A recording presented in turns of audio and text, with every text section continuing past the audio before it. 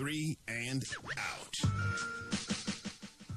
All right, 3 and out here on Canty and Golick Jr. We talked about it a little bit today, but Chris, Anthony Davis, after an MCL sprain that sidelined him for 17 games, cleared to return against the Nets tonight. We heard courtesy of ESPN's Dave McMenamin, and according to his head coach Frank Vogel, that Anthony Davis is going to be in tonight. They're going to be cautious with his minutes, but Chris, this has to be the start of something resembling consistency for this Lakers team. Yes, I hear you, Gojo, and I'm cautiously optimistic, but I just don't know how much I can trust Anthony Davis. As a matter of fact, during the break, I was more excited about you telling me Little Debbie was turning some of their cakes into ice cream than Anthony Davis coming back from the Lakers, just because I don't know what I'm going to get from Anthony Davis. I know what I'm going to get from Little Debbie Cakes. I know it sounds crazy what I'm saying right now, but that's how I feel as a Lakers fan. I can't let my emotions go all over the place because Anthony Davis has been far too inconsistent since that bubble season. So I want to believe that AD coming back and playing a 5 is going to make a huge difference and vault the LA Lakers into the top 5 in the Western Conference standings. But for some reason, I just don't see that happening. Chris, it's a fair point. It's completely unfair to compare him to the Little Debbie line of products because you're right. Anthony Davis has let us down. Honey buns have never let us down. Swiss cake rolls and zebra cakes have never let us down and all that. So that's a standard that no man is probably going to meet. Assuredly not Anthony Davis. But hopefully something can help there. Maybe they get a little help defensively. They were 9th in defensive rating before he left. Dropped all the way down into the low 20s now. So maybe this is the start of things getting better. It's going to start tonight against the Brooklyn Nets. We're looking forward to at least getting something back out there so we can find out about him, Russell Westbrook, and what the rest of this team's going to look like. I will say this, Gojo. If they can't beat the Brooklyn Nets with no Kyrie Irving, no Kevin Durant, and no Joe Harris, if they can't beat them people, then I don't know what this Lakers team is going to do.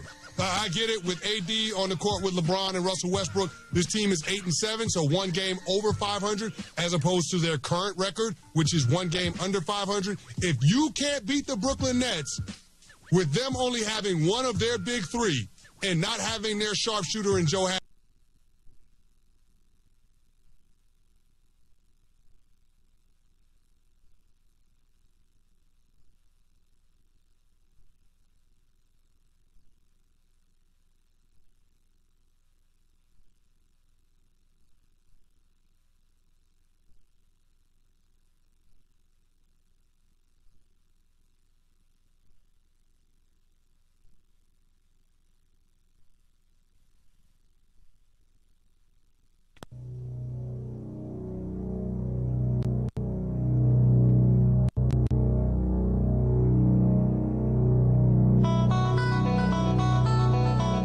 as we eclipse the halfway point of the season.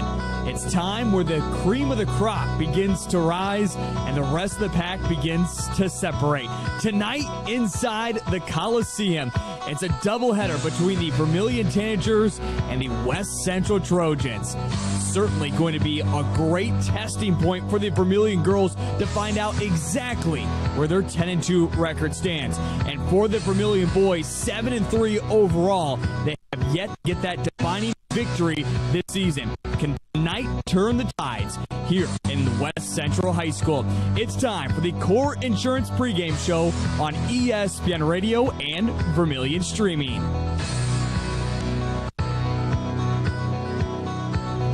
It certainly would be an upset, unprecedented, if the Vermillion girls could get the victory tonight in game number 1. And as the DAC-12 NEC Clash has been released, Vermillion has found themselves on the boys' side, that is, as just an average team, but they would certainly like to change that narrative as they go into one of their toughest weeks that they see all season long. And it's a lot of road trips as we begin tonight here on this Tuesday evening, back on the road up Interstate I-29 to take on Del Rapids on Thursday, and the Vermillion boys up Interstate I-29 once again in the DAC-12 NEC Clash. We'll get to more on that story a little bit later on, but as we get ready here on the Core Insurance pregame show, Overall, the Vermillion girls are 10-2. But let's put it this way, no one really has them being looked at. On the opposite side, it's the West Central Trojan girls. And if you don't follow much into the basketball world of high school except for the Vermillion Tanagers, West Central is another loaded team and are looking to make a run at a title this season. In fact, coming into tonight's game, they're 13-1 overall. Their only loss comes to currently the number 1 team in Class A, Wagner.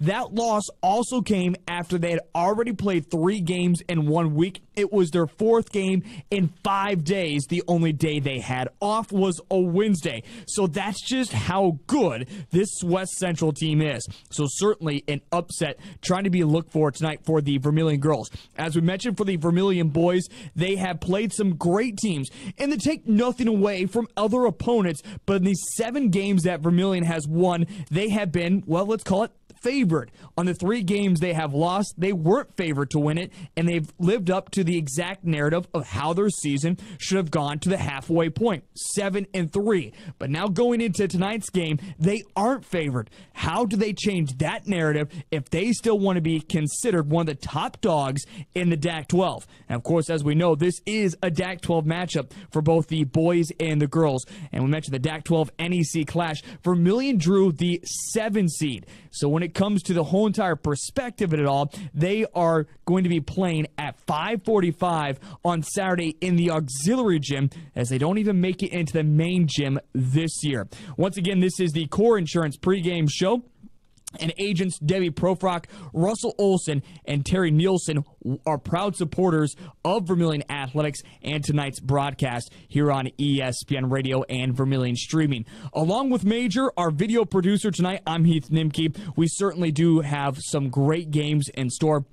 And coming up here on the Core Insurance pregame show, we will be talking more about a West Central team that has really gotten coverage over the past year so far of what they have been able to put together.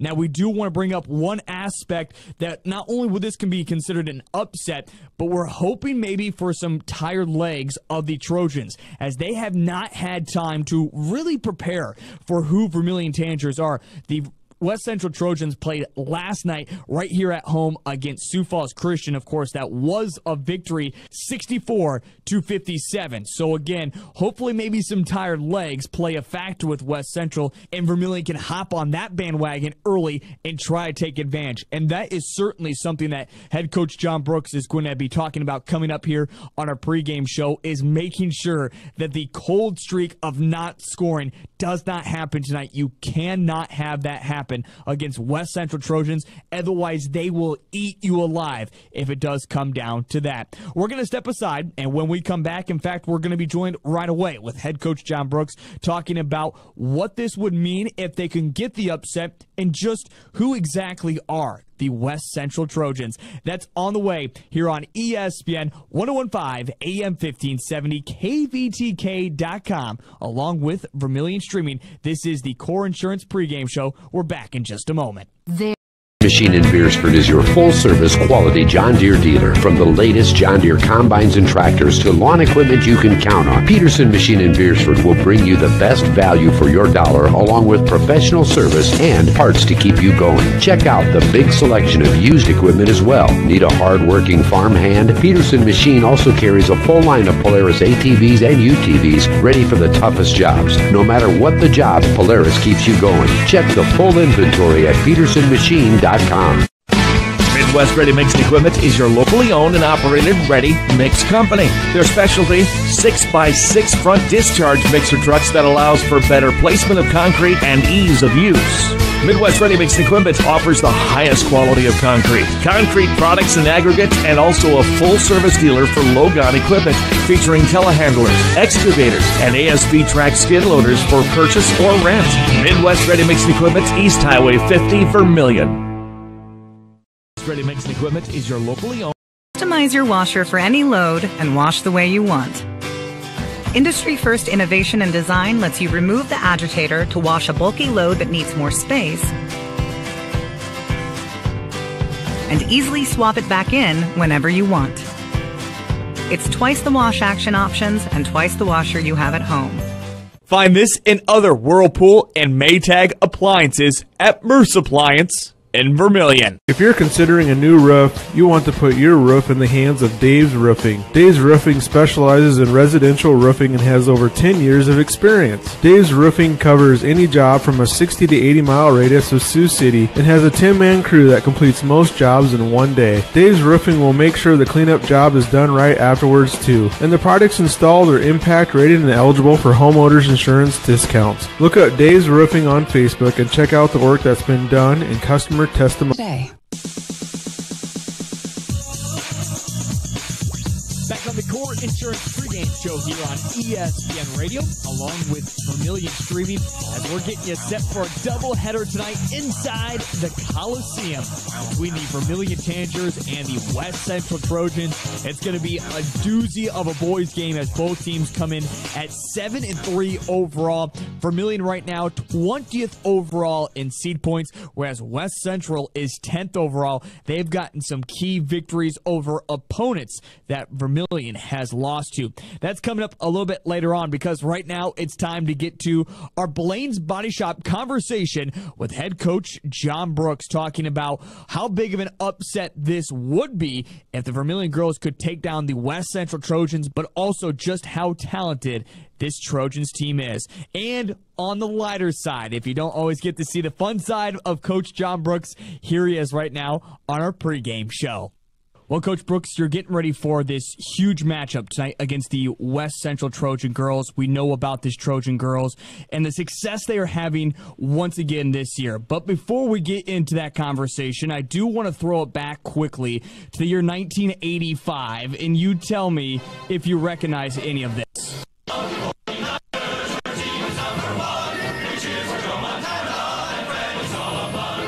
Coach Brooks, how about them 49ers? How does that feel, getting a big win? I mean, for the last regular season game against the Rams, Jimmy Garoppolo has to go all the way down just to get us in the playoffs, and I thought there was zero chance of that happening. And then go to Lambeau and win. It's the playing next week. The Niners is about as big as a miracle as you can imagine right now. So. I'm pretty happy. I'm trying to keep it to myself, though. Why are you trying to keep it to yourself? You know, there's a lot of Packers fans out there, aren't there? You can't get too high and you can't get too low. I'm trying to just stay even keel here. Well, hey, like I said, I want to say congratulations to your 49ers. You're on to the NFC Championship game, and we'll see what happens. You do need to have Jimmy G throw at least one touchdown, though, all right? I mean, it's not looking so good the way he's been playing. The defense and special teams have been able to get it done, so... Yeah, going to need another defensive touchdown, I think. Yeah, that is for sure. All right, back into focus, getting ready for this matchup against the West Central Trojan girls. First off, though, you've kind of had the weekend and also yesterday to prepare. I know you've got that chance to watch the game that West Central was in last night against Sioux Falls Christian. Who are the Trojans, and how are they so darn good once again this year at 13-1? Yeah, obviously watching the game last night, and Sioux Falls Christian's very talented as well. It was a good basketball game, and, just after watching, you just realize why they're as good as they are. West Central didn't have their best stuff in the first half. Sioux Falls Christian was doing a lot of really good things, and but West Central just finds a way. They make some big shots. They're fearless. I mean, they will shoot threes, and they can miss 10 in a row, and they don't care. They will just keep firing away, and they have such good shooters and such good players that eventually they get on a run, and that's the scariest thing. They can go on a 10-0 run in a matter of seconds. So they're offensively as gifted as a team as they're in Class A, and that's going to be the big challenge is trying to guard them and get stops tonight. Well, you talk about offense and a shootout, and we have really seen your team continue to come along, especially in the first half. However, you have had quarters, you have had those runs where things have not looked so good for your squad. And no doubt about it, tonight is looking at an upset perspective. This isn't, it seems like everyone's already written you off. West Central's 14-1 before we go into this game. So what does it take offensively for you guys to stay in there and give yourself a chance in that fourth quarter? Well, I think that's the thing is we can talk about us trying to defend them and all the things that we can try to do to stop them, but the reality is they're going to score, and we have to be able to put the ball in the hoop tonight to have a chance. We can't go through dry spells. We can't go through 4 or 5 minute times with us outscoring. If you do that against them, you're going to be down double figures very quickly because they are very consistent on the offensive side. So, we're going to hopefully get a game at our pace, get in a running match with them. They're too good in the open court, and hopefully we can just be really efficient. When looking at, say, we do have that kind of a spurt there, that things aren't scoring, things aren't going right for your squad, what is your first instinct as a coach? Do you go to your bench? Are you going to go to timeouts? Or how do you make sure you do change things up quick enough that you're able to score once again? Yeah, I think you got to be smart with your timeouts in a game like this, and obviously if things are starting to get not looking great, you got to be. If you got to use them early to stay in the game, you got to use them early. So that's definitely something that we'll look at. And but at some point in time, like we've kind of told the girls, we just got to play confident. We got to play. I mean, we can't just try to hang in there the whole time. We got to be aggressive. We got to get after this team. We got to treat them like any other opponent. We got to give them our best shot and see what happens. Certainly so, and this is definitely going to be a tough shot for your girls tonight trying to get this upset in West Central. When you look at your squad, I'm going to say it's all together with the team performance. Do you look at 1-2 girls to really have a standout night for your squad? I think that's the nice thing about our team is we don't really know who our leading scorer is going to be each night. Sometimes that's a blessing. Sometimes that's a curse a little bit, I guess you can say. But we really do think that we have a lot of kids that score, which is very similar to West Central. I have no idea who West Central's leading scorer is going to be tonight. But that's why they're hard to guard. They have 5 kids on the floor that can all score it. And we feel like we're the same way. So whoever's got the hot hand tonight, obviously we got to give that kid minutes, and we'll kind of see who that is as the game goes along. But I think the scariest thing with West Central is that they start 5 seniors. They've been through this. They're a veteran group. They've been to state tournaments, and they just don't get rattled. So hopefully we can find some kids that are playing well tonight and go with them. I don't want to say it's ever something that you look at, because it is something you can't go into a game and say, well, it's going to happen. We can lean back on that. But how important is it to get them into foul trouble quickly and often in the first and second half? West Central is a very aggressive team defensively, and I think people that watch the game that will see that tonight. They get after you. They have unbelievably quick guards.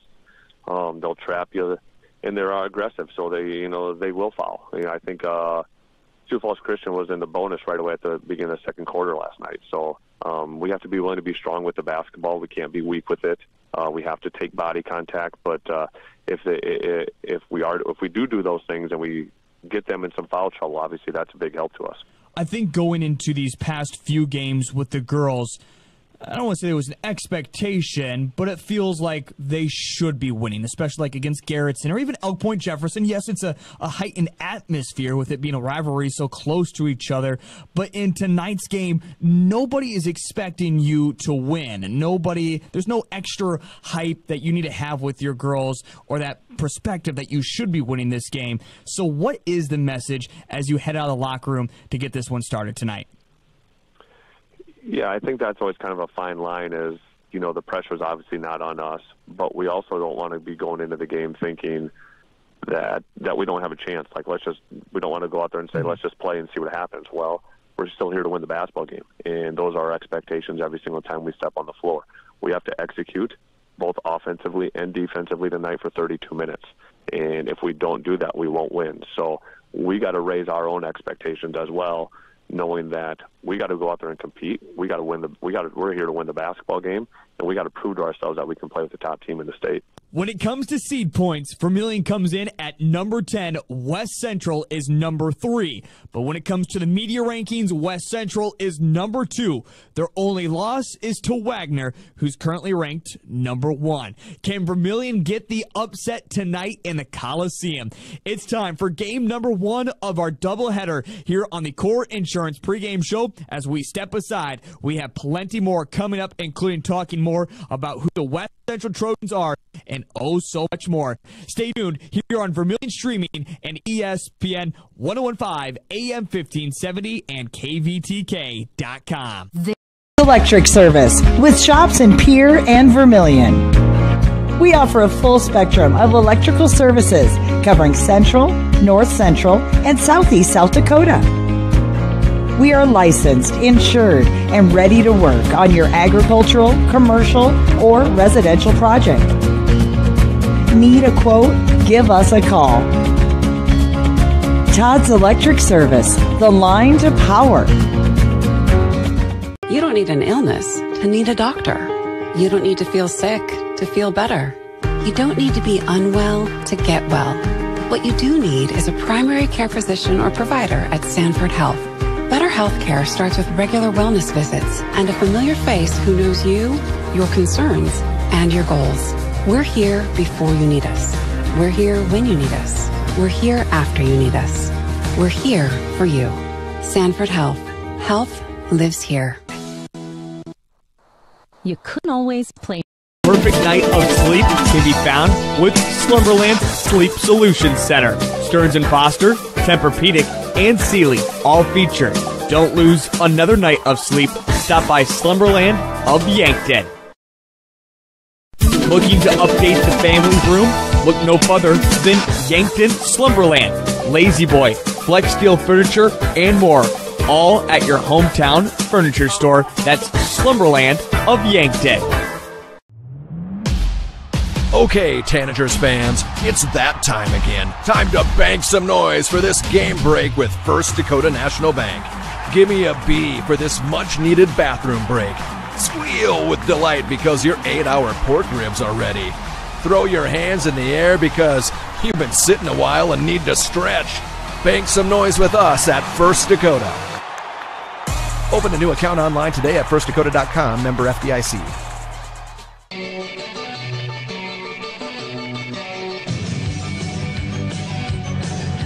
Back inside the Coliseum as we're getting you set for this doubleheader tonight on ESPN 1015 AM 1570 KVTK.com along with Vermillion streaming. Tonight's game features the Vermillion Tanagers and the West Central Trojans. Two good games in store for us. Looking forward to all the exciting action. Once again, this is the Core Insurance pregame show.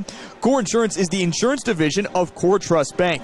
They're an independent agency representing many highly rated insurance companies. Contact your local agents, Debbie Profrock, Russell Olson, and Terry Nielsen for a free insurance review by visiting coretrustbank.com/insurance. As we just got done hearing from head coach John Brooks, of course, an upset is on the look for the Vermillion girls tonight as they come in seed points wise number 10. But so far, Vermillion girls, with the way they have played this season, find themselves right now number 2 inside Region 4, which is so important when it comes to the playoffs. Of course, Dakota Valley is out in front of Vermillion right now at 11-1 overall, 46.333 seed points. In fact, over 2 seed points separate Dakota Valley from Vermillion. And then right now, T Area is in third, 6-6 overall, but 42.250 seed points. So it's less than 2 seed points that separate Vermillion versus T Area.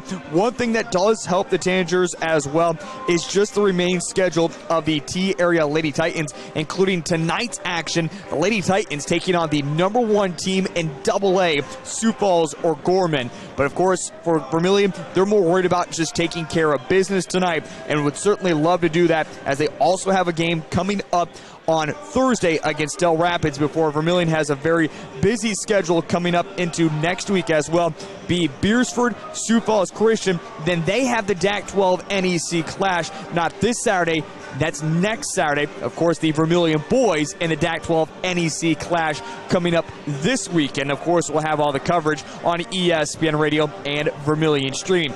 Well, we're getting close to the opening tip and our starting lineups here in the Coliseum as it does continue to fill up with more blue here in the crowd. Also, Vermillion fans have traveled nice and well, mainly sitting off to our right side. Look forward to a great matchup between the West Central Trojans and the Vermillion Tanagers, not just in game number 1, but game number 2, as the boys both come in at 7-3 overall. And we'll talk more about that pregame show with head coach Jay Drake and what he expects to see from his squad tonight. That's all on the way with the boys pregame show. But right now, we're going to step aside for 2 minutes, and when we come back, it's our starting lineups and the opening tip between Vermillion and West Central and girls action that's on the way on ESPN Radio and Vermillion streaming.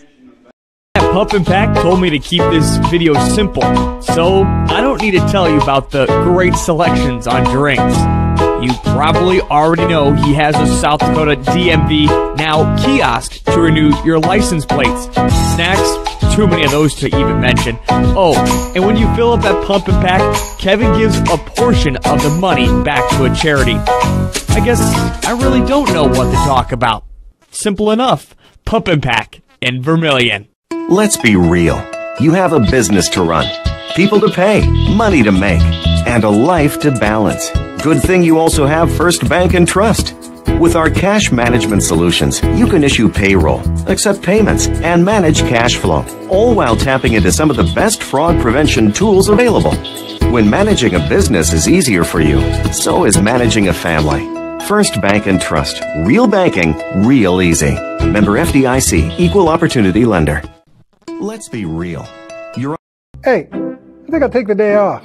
Is your old furnace talking back to you? You're flying solo today, pal. I need a little me time. The Kalen's Indoor Comfort Pros can repair your grumpy old furnace or replace it with a new high-efficiency Linux system. Yeah, sorry. I just can't seem to move any air today. We'll see about that. Get a dependable Linux system from Kalen's and start saving today. Lennox. Air is life. Make it perfect.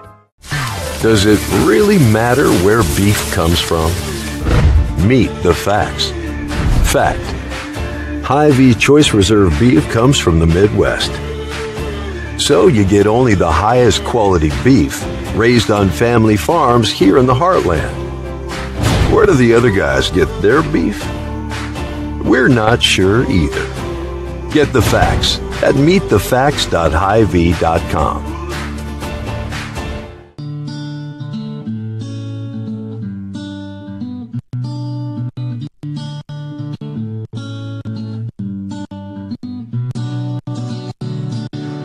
Here we go, inside the Coliseum. They call it the Coliseum because around the walls on the east and west sides, it is painted like a Coliseum, and definitely gives that daunting task for any team that enters in to find a win. And historically, when it comes to girls high school action, it's even tougher, as again, the West Central Trojans tonight come in 13-1 overall, ranked number 2 in Class A according to the media, 3 in seed points, also 2-0 inside Region 3, and 6-0 inside the DAC-12. For the Vermillion Tanagers, 10-2 overall, 3-1 inside Region 4, and the DAC-12, they are 5-1. All right, let's get to our starting laps for both the Vermillion Tanagers and the West Central Trojans. Tonight for the Trojans, it'll be number 2, Riley Hadelman, the 5'3" senior guard. Number 3, Tabor Teal, the 6-foot senior guard. Number 10, Addie Kramer, the 5'9" senior guard. Number 12, Jocelyn Jardine, the 5'7" senior guard. And number 24, Grace Harden, the 5'9" senior forward. The Trojans are coached by Joe Caffrey.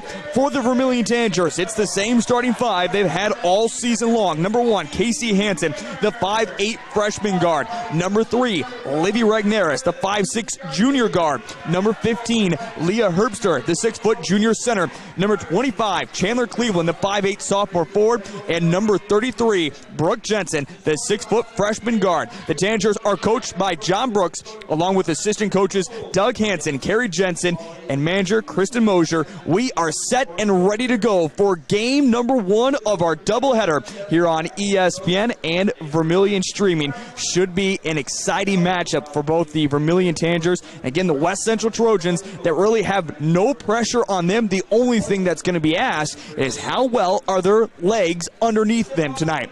It takes a while for Joe Caffrey to finally break the huddle with these Trojans, but after a whistle from the official, they are ready to go. The West Central Trojans in their all-white uniforms, numbers and letters that are in blue, outlined by yellow. The Tanagers in the traditional away uniforms are red, numbers and letters that are in white. The opening tip between Tabor Teal and Leah Herbster is won by the Tanagers, and we are underway here in the Coliseum. Great to have you along on ESPN Radio. With Vermillion Streaming, Major, our video producer, I'm Heath Nimke. A pass underneath to Cleveland. She misses, but an offensive rebound. The Tanagers need to hit these open looks when they have the opportunity. The tough guard play, still Regneris now has it finally poked away. And here come the West Central Trojans quickly the opposite way with Jardine. It's in the backcourt. Now pass over to Riley Hadelman, who averages just under 15 points a ball game. She holds it, top of the key, tries to make a pass, but it's going to be swatted away by Brooke Jensen. Quickly up to Casey Hansen. Contact made as the ladder was climbed. They say last touch by Casey Hansen and goes out of bounds. Again, if you want to get an upset here in the Coliseum, cannot have turnovers and have to take advantage when you have those open looks. We heard it from head coach John Brooks in our pregame interview. Cannot begin with a slow start, otherwise doomed from the beginning. At the top of the key, it's controlled with the Trojans. They love to shoot the three. It's with Grace Harden. They swing it over to the left side, now controlling it with Hadelman. Finds no space, back out, three-pointer. This one's off the left of the iron and rebounded. Hattie Kramer couldn't get her three-pointer to go, and Jensen with another rebound for the Tanagers. It's up to Casey Hansen. We're still not at 0. 6:47 first quarter, and now a charge taken in the lane by Addie Kramer. The foul goes against Casey Hansen. That is her first personal and the first team foul. 0-0, 6:41 first quarter. Again, the Trojans trying to get on the scoreboard first. They have it with Hadelman at the top of the key, holding it above her head, down to the elbow now with Teal in the lane, back out, wide open three, and again, can't give him the look, but Grace Harden will graciously take it and gets the first points of the ball game. She averages just over 5. 6:20 first quarter. It's 3-0. The West Central Trojans on top of the Tanagers. It's Leah Herbster swinging it to the left side with Jensen. Down to the lane. Back out. Corner three from Ragnaris. This one misses everything. And it's picked up by the Trojans. And then stepping out of bounds in a turnover, Grace Harden. Again, the student section letting Ragnaris hear it with air ball. It's a great crowd on hand as always for the Trojans. It's a good following from their program, but why not when the girls are 13-1 overall? They are well ahead of everyone with their schedule. Things do slow down for the Trojans, though, heading into the next couple of weeks. For the Vermillion girls, as we mentioned, they are 10-2, and they also have their schedule that kind of starts to slow down. We do call this the halfway point, but we're past the halfway point because in about a month's time, this season will be over with. In fact, less than a month's time, both the boys and girls seasons will have wrapped up. Inbound pass finally that goes out of bounds after cleaning up something on the hardwood. It's a light outer perimeter. The lane is on the lighter side. But there's also the dark spots in there as well. Inbound to Casey Hansen. She's double-teamed. A fight for the ball. Leah Herbster reaches in. She can't come away with it. And then a reach-in foul against Casey Hansen. Tanagers need Hansen out there on the court. She already picked up her second personal. And she'll have to come out as Janaea Cleveland will now come in. Something that is also apparent to the Trojans. They're very aggressive as well on defense, but have not given up a foul yet. 3-0, 5:57 first quarter. We'll wait for the official to hand the ball into Jocelyn Jardine. They were talking at the scores table to get something corrected. Not quite for sure what exactly. We're finally underway. They had everything correct on the scoreboard. 5:52 first quarter. The Trojans holding on with a 3-point lead in Jardine. To the top of the key now with Hadelman. Trying to work in the lane. It's going to be knocked away by Leah Herbster. Vermillion needs some points. They've already gone over 2 minutes to open up the ball game without any. And again, John Brooks, one thing he preached, cannot let that happen. That's exactly the way things have started for Vermillion after they have gotten off to some great starts as they've been on this extended 6-0 run, including an upset during this time against Parkston. A pass in the lane stolen away by the diving Kramer. Quickly transition basketball from the Trojans, but pulling back now is Riley Hadelman. She has it, top of the key after the pass to Kramer. She knocks down the three. Live and die by the three. They've hit 2 already. It's 6-0, 5:05 first quarter. Livy Ragnaris trying to get across the timeline. Still hasn't done so. Finally will do so. Almost knocked away by Hadelman. Now over to Brooke Jensen on the near side, right in front of the Trojan bench. Back to Cleveland. Now it's Chandler, as both Cleveland girls right now on the court. It's in the corner with Leah Herbster. Bounce pass to Jensen. Jensen guarded closely by Tabor Teal. Working around the perimeter now with Cleveland. 5 seconds on the shot clock. Down to Leah Herbster. Contact made. No foul called. Jensen back up the shot. She misses everything. It's a shot clock violation. Do have to stop play. Cannot work quickly in transition as Tabor Teal came away with it. And now head coach John Brooks is going to burn through his first 30-second timeout, which is a smart move here. 4:28 first quarter. 2 big threes from the Trojans. They lead it 6-0. Tonight's broadcast here on ESPN Radio, along with Vermillion Streaming, is brought to you by the South Dakota High School Activities Association, along with First Bank and Trust in Vermillion, and also Knutson Family Dentistry.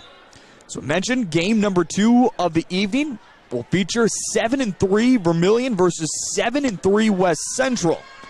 But there's a big discrepancy when it comes to seed points. Overall, the Trojans find themselves 10th in Class A, whereas Vermillion finds himself 20th. That shows just the strength of wins the Trojans have won, and some of their losses have been against some of the best teams in the state, including in Class B as well. 4:26 first quarter, again 6-0. It's the Trojans that lead it over the Tanagers. It's Teal who has it in the corner, puts down a dribble, guarded closely by Brooke Jensen, almost loses it. Bounce pass now over to Grace Harden. Neither team has really dipped into the bench yet. Back in the corner, Harden, three-pointer. This one off the heel of the iron. Trying to chase it down is Regneris. Have to love her hustle effort so far tonight. Now over to Jensen. Again, Vermillion just looking to score right now. And finally, a foul called. And again, that is something you do want to get the Trojans into. Foul trouble. Tabor Teal, who averages just over 12 points a ball game, picks up her first personal. And now Janaea Cleveland will come out. And Brooklyn Voss will come in for the first time tonight. Of course, Voss has just been a spark this season off the bench, averaging over 7 points a game. We'll see if maybe she can't get it done inside or from beyond the arc. It's Jensen down at the low block. Turnaround jumper is off the mark. Vermillion continues to search for their first points of the ball game. Here come the Trojans and their white uniforms moving from left to right. It's with Hadelman. Back out, three-pointer. This one is off the mark now for Kramer, but it's an offensive rebound.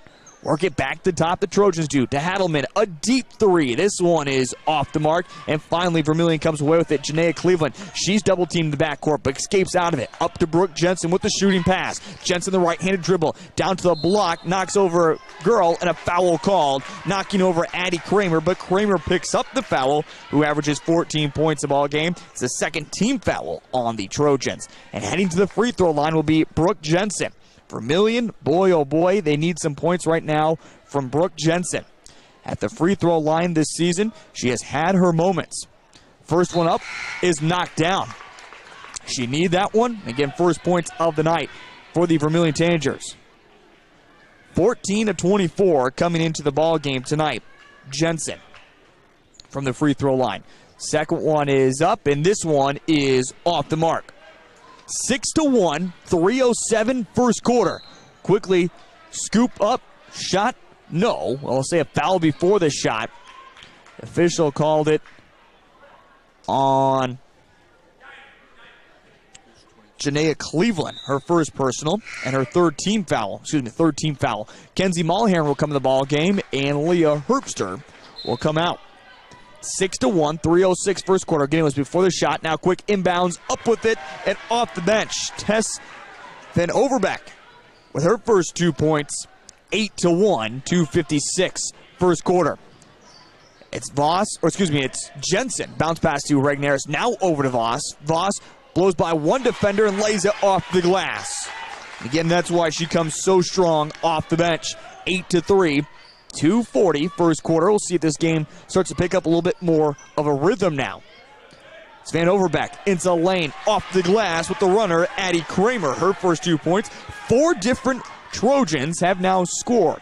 10-3, 2:25 first quarter. Regneris over the corner with Mulheron. Mulheron hands it to Regneris at the free throw line, extended near side. Regneris has it knocked out of her hands. It will go out of bounds the baseline and stay with Vermillion. Again, the Trojans played last night right here in the Coliseum, beating Sioux Falls Christian in a close one, 64-57. Inbounds to Janaea Cleveland. Cleveland in the lane. Gets by her defender, but they say no, she traveled before. And Vermillion, they will get their chance to see Sioux Falls Christian coming up later on next week. Sioux Falls Christian, one of the top teams as well in Class A. 10-3, 2:03 first quarter.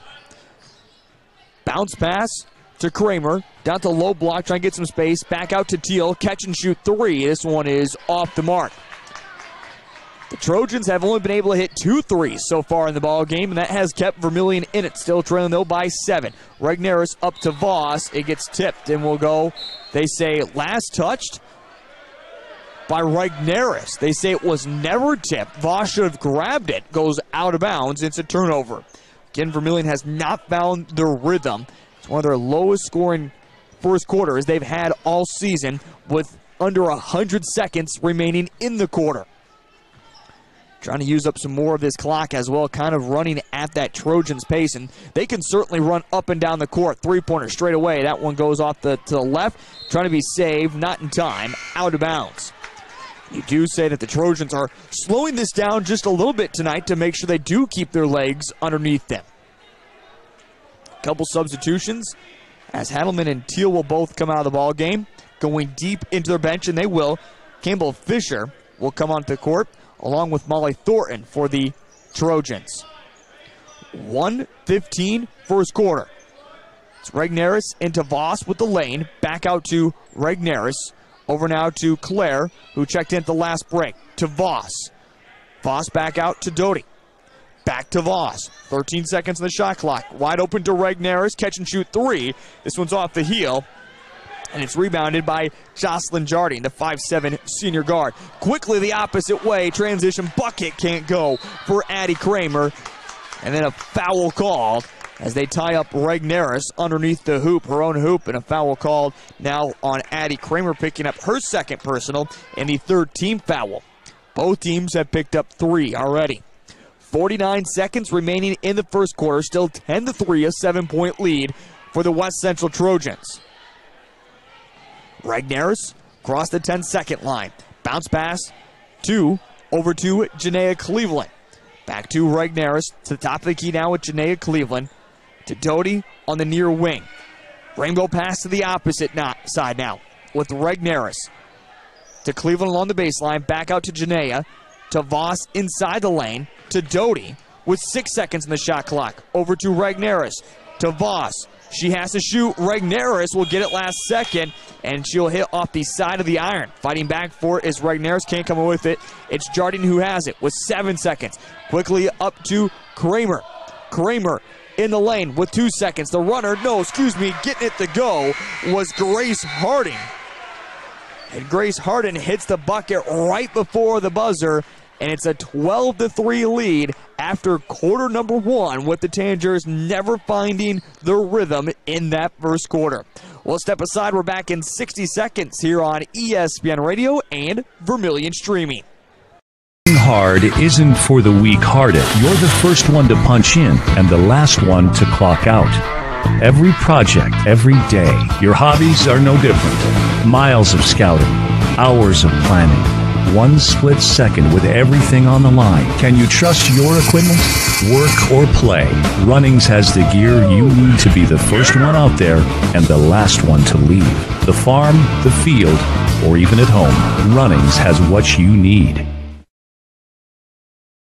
Fuller Digital Solutions started small, but now we're growing as FDS provides live streaming coverage for over 20 schools across 3 different states on our Fuller Digital Solutions YouTube channel. Subscribe to get notified when we go live for your school events. Big events are captured live, and your business can get noticed with advertising during our live streams. Local talent and camera operators are encouraged to contact us too for future employment. No experience necessary. We will train. For information about advertising or working with Fuller Digital Solutions, email us and follow us on Facebook. You have to feel at the quarter break. The message from head coach John Brooks was, let's just go find some offense. Let's go find some buckets. Vermillion struggled to do so only hitting 1 from the field in that first quarter. They trail by 9 as we begin the second quarter, and the Trojans with the basketball. West Central, of course, number 2 in Class A, taking care of business as they have all season long. Passing around the runner, off balance, trying to force something up there, was Riley Hadelman. Off the mark. Come the opposite way. It's Vermillion now, stolen away from Brooke Jensen. Quickly throwing it off the glass. Transition bucket there off the bench for Molly Thornton. She has her first 2 points. The lead now to double digits for the first time tonight. 14-3, the Trojans on top of the Tanagers. Janaea Cleveland to Jensen. Bounce pass to Leah Herbster. Herbster tries to force on the back to Cleveland. It somehow works to the free throw line with Casey Hansen, who picked up 2 fouls early in that first quarter. To Jensen, turnaround jumper in the lane. This one is off the mark, and it's picked up by Tabor Teal, the longtime starter for the Trojans. Quickly up now, and the shot, count it, foul. Riley Hadelman scooted right by Casey Hansen. Count the bucket and heading to the free throw line. Old-fashioned three-point play. The foul, though, was called against Olivia Regneris, who came in support on defense, picking up her first and the 4th team foul. 16-3. Count the and one opportunity. Now 17-3 as the Trojans have opened up this second quarter on a 5-0 run. It's over to Cleveland. Back out to Regneris. Regneris picks up her dribble. Gonna hand it to Casey Hansen. Hansen at the elbow to Janaea. Deep to Jensen. Her jumper is off the mark.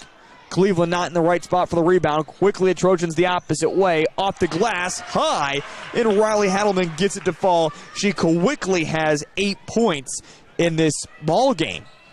19-3, 6:20 second quarter, and then a tie-up in the backcourt as Casey Hansen throws the ball over into the Trojan sideline, where their supporters are in full force for tonight.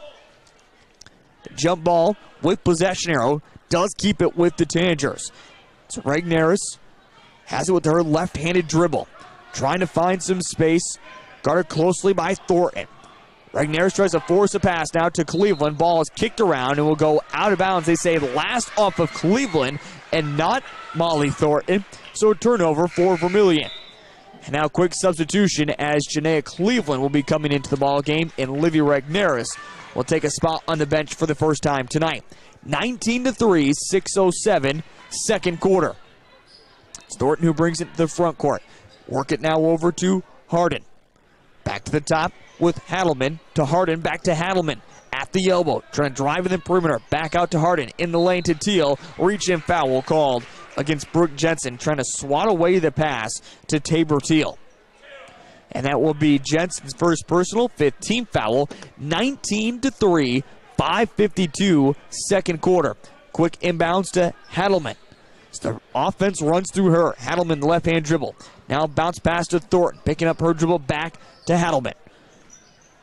Back out to Thornton. 24 seconds on the shot clock. Deep three. Knocking it down is Grace Hardin. 8 points for her in the ball game. She averages just 5 coming into tonight. 22-3 as this has opened up now an 11-0 run to start the second quarter for the West Central Trojans. This is exactly what they do to teams. Pass to Cleveland, stolen away, knocked away by Tabor Teal, picked up by Hadelman, driving the opposite way. She's fouled as she goes up with her shot. She'll head to the free throw line to shoot 2. The foul against Chandler Cleveland, picking up her first personal and the 6th team foul. 22-3, 5:17 second quarter. First free throw is up, and now 2 of 2 for the free throw line tonight. Riley Hadelman.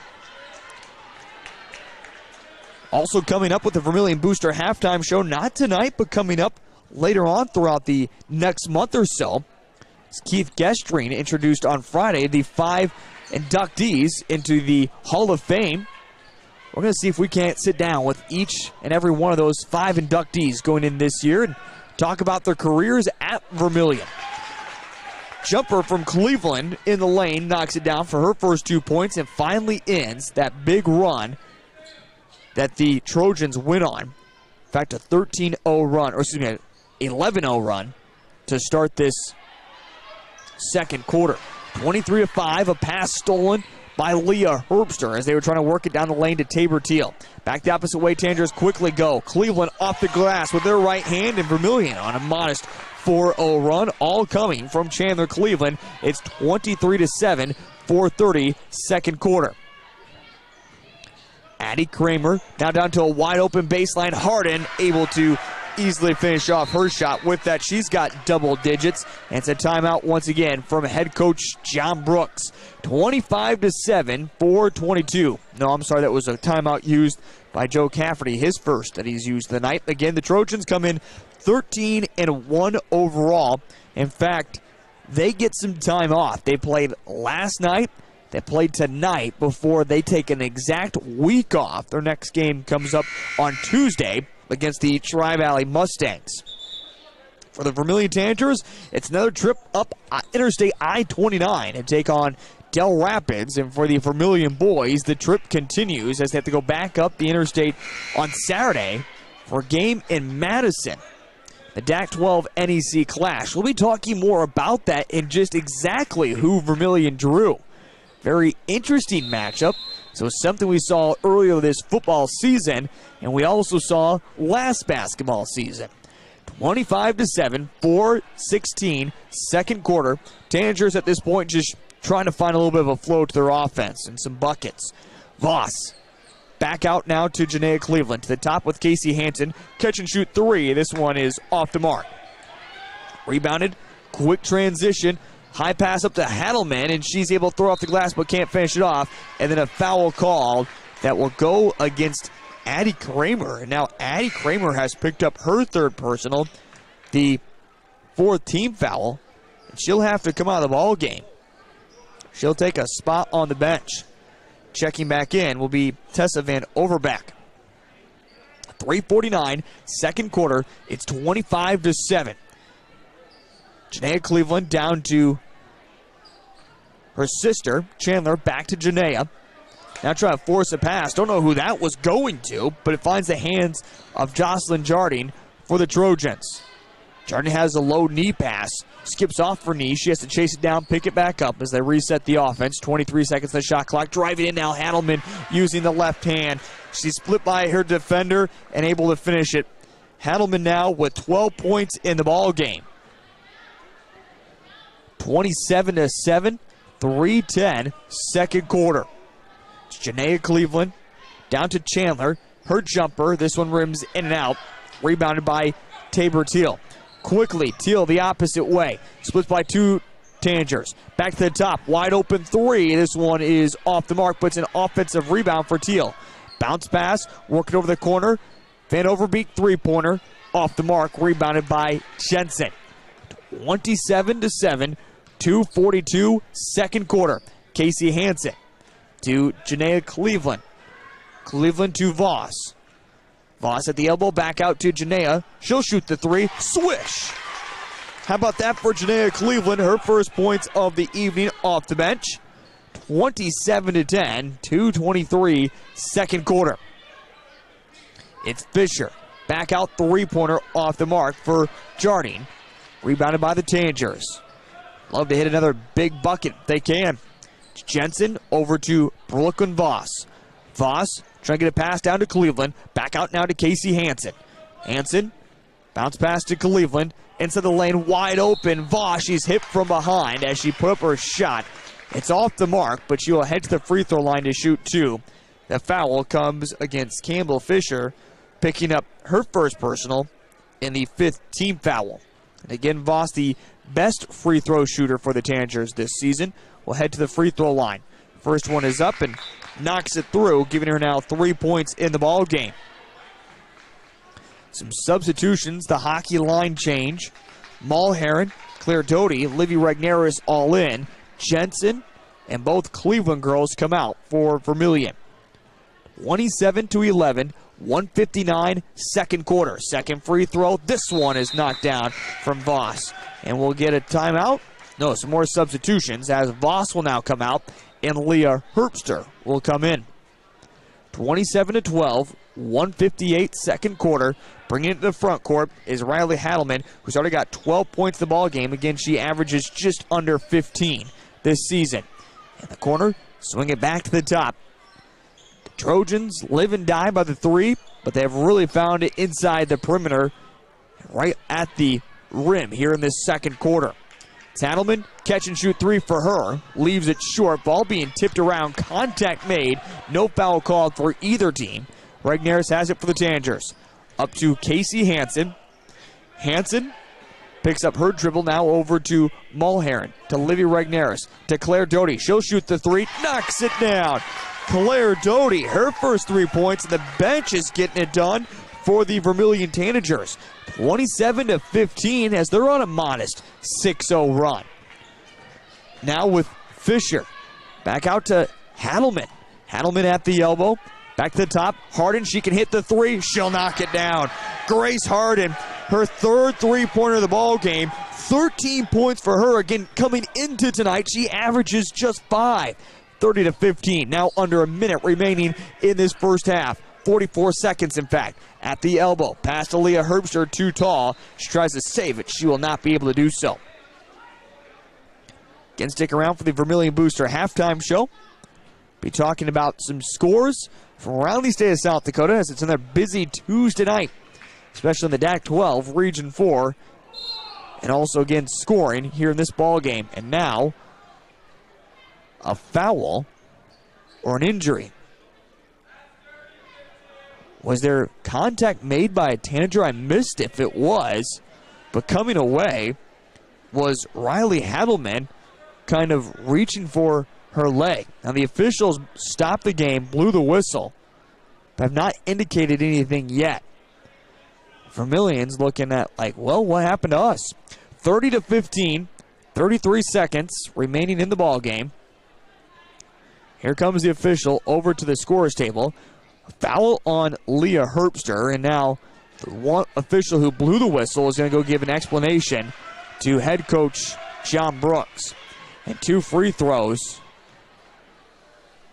with, I believe, a technical on Leah Herbster. Upcoming.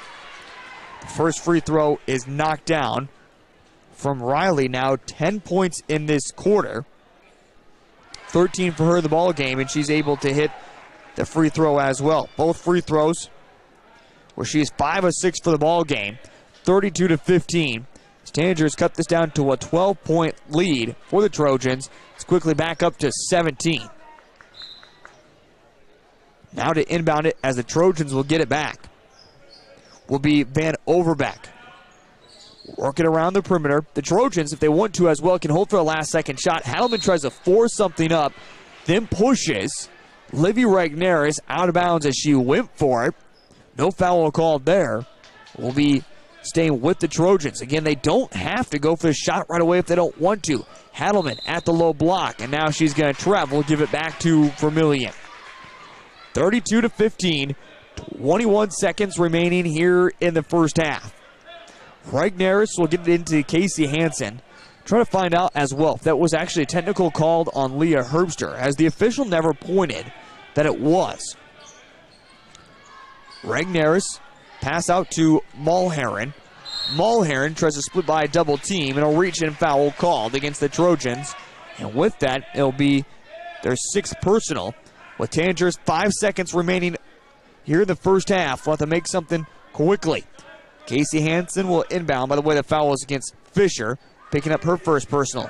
To Jensen, to Hansen. Hansen puts up the shot. This is off the mark. Rebound by Jensen. She throws it into the side of the rim where it gets stuck. Official jumps up, clears it out of there with .3 remaining in the half, and it will also be Trojan basketball. So won't even get a last-second shot off. They'll just inbound it, and this will be half. 32-15. A 17-point lead as we head to the Vermillion Booster halftime show. Coming up at halftime, we'll take a look back at the first half scoring and plenty more coming up in 2 minutes on ESPN 1015 AM 1570, KVTK.com, and Vermillion Streaming. Your invitation to thrive in Yankton, South Dakota. Nestled on the bluffs of the Missouri River, plenty of outdoor adventures are waiting. Whether you work remote or in a traditional office, we have a spot for you. Quality health care, diverse manufacturing, progressive school system, Mount Marty University, and so much more. Explore with family and friends. Let's thrive together. Clay County Abstract and Title Company has a complex job that boils down to something very simple: helping you purchase your dream with confidence. When investing in a new home, a new site for your business, or piece of property, you want peace of mind that the property is truly yours. Clay County Abstract and Title Company has been doing just that since 1946. Clay County Abstract and Title Company, proud supporters of Vermillion activities and proud to be a part of your dreams come true. Thread and Ink Vermillion is ready with all your Tanager gear. Check out their Tanager Pride and Tanager logo t-shirts. Thread and Ink has U.S. Coyote gear too. They custom print apparel, do built-to-order laser engraving, embroidery, promotional items, signage, and much more. Thread and Ink Vermillion is locally owned and customers give. Olson, owner of Blaine's Body Shop in Vermillion. I grew up here, graduated here, and now have a business here. I'm proud to serve the community that has helped me live this dream. I have top-notch equipment, the latest in training, along with a work ethic and the desire to serve you. Should you need repairs in the future, please remember Blaine's Body Shop across from Polaris on the Highway 50 bypass in Vermillion. Blaine's Body Shop. Blaine's Body Shop. Automotive collision repair. Now online at blainesbodyshop.com. At Knutson Family Dentistry in Vermillion, they strive to provide the highest quality patient-centered dental care in a friendly, relaxing atmosphere. Knutson Family Dentistry works hard to provide the best cosmetic, general, and emergency dental treatment in the area. With over 50 years of combined dental experience, the latest dental technology, and a professional and compassionate staff, they're your top choice for dental care. Call for an appointment. ESPN 1015 AM 1570. KVTK.com. As at halftime right now, it's a 17-point lead for the Trojans. And most importantly, because of two girls for the Trojans that include Riley Hadelman with 13 points and also Grace Harden with 13 points in the ball game. For the Vermillion Tanagers, they've had 5 different girls score. However, no one has scored more than 4 points. So that really hasn't helped the Tanagers too much. Taking a look at the first half score, and as we mentioned, for the West Central Trojans, Hadelman and Grace Harden both with 13 points in the ball game. In fact, they scored all of the points in that second quarter except for Molly Thornton, who hit a quick jumper early in that second quarter. Otherwise, the rest has been just 2 points from Tess Van Overbeck off the bench and also 2 points from Addie Kramer. Two other big girls that really have a lot of production, Jocelyn Jardine on the defensive side, and more importantly, Tabor Teal, who coming into tonight's game averages just under 12, have yet to score for the West Central Trojans. And that's also kind of the same message for the Vermillion Tanagers. You look at some of the bigger names that have really put up the offensive production, like Brooke Jensen and Casey Hansen, even Leah Herbster. You combine those three girls, only 1 point has come from them. In fact, going to the starting 5, only 5 points out of the 15. Otherwise, the bench has been able to get it done for Vermillion. Brooklyn Voss with 4 points, Janaea Cleveland with the 3-pointer, and also Claire Doty with the 3-pointer. As we mentioned, Chandler Cleveland with 4 points, and Brooke Jensen hit the first free throw, first point for the Vermillion Tanagers. But it has been the West Central Trojans from the beginning, and right now at halftime, they lead it big by 17, 32-15. We're going to step aside for 3 minutes, and when we come back, it's scores from around the state of South Dakota. That's on the way here on ESPN Radio and Vermillion Streaming. Vermillion is ready with all your Tanager gear. Check out their Tanager Pride and Tanager logo t-shirts. Thread and Ink has USD Coyote gear too. They custom print apparel, do built-to-order laser engraving, embroidery, promotional items, signage, and much more. Thread and Ink Vermillion is locally owned, and customers give them 5 stars on their Facebook page, so you know you can trust Thread and Ink to fill your order with the perfection you deserve. Good luck from Thread and Ink Vermillion. Masaba of Vermillion, South Dakota is now hiring for full and part-time positions with day and evening shifts available. Masaba provides comprehensive training in a state-of-the-art facility with a clean and safe work environment. We offer competitive starting wages and an interesting and fun work culture. If you are self-motivated, accountable, and eager to learn new skills, we would love to have you on our team. For more information, visit masabainc.com/careers. Most new systems today, it's important to remember to maintain the warranty. You need to show proof of service. Things that you can expect from Larry's Heating and Cooling Comfort Care Club are prompt, timely service, 2 maintenances, and respect. If you ever have an issue, from Lennox to Carrier and everything in between, we're there for you. For any inquiries about our pricing, feel free to call us at 1-800-491-9461. Anytime, any day. We're a little bit different here at Vermillion Federal Credit Union. See, unlike banks, we're a member-owned not-for-profit institution, meaning members like you are the owners, and the profits are returned through better fees and lower rates. Hey you, down in front! And since our members are our owners, we exist to serve you and make sure that you're as comfortable as possible here. So come on in and act like you own the place, because you do. Open your free checking account today. Vermillion Federal Credit Union. Friend, we work hard each day to save means you're sort of protecting yourself. My mom and dad told me how to be safe. It's like super duper important. Hold a grown-up's hands. Put a helmet on because you might hurt your head super duper bad. Protect their future by protecting yours with your local State Farm agent, Dick Sunday. Need a new set of tires? Look to Carlson's Body Shop in Beersford. How about some accessories like WeatherTech floor mats, access roll-up truck covers, bed liners, remote car starters, and thousands of other products. Hey, you can look at everything at your convenience online too at carlsonsbodyshop.com. No wonder the song says, Bring it down to Carlson's Body Shop, your complete car care center.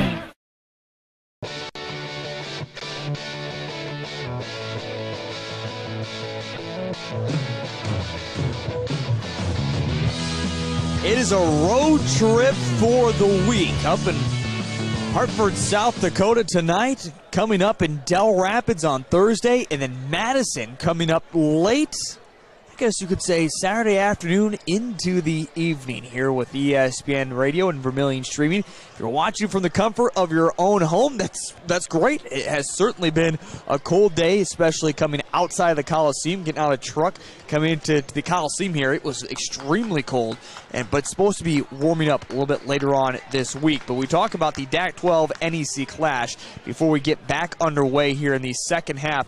That has been released. Again, on the girls' side, they will be playing that not this Saturday, but that is coming up next Saturday. Now, for the Vermillion boys going into Friday night after a win against Garrettson, a lot of things were still up in the air. They could climb as high as the 6th seed, and they could fall as low as the 8th seed. Now, going into the game on Friday night, they were paired at the 8th seed, but they end up walking away with the 7th seed.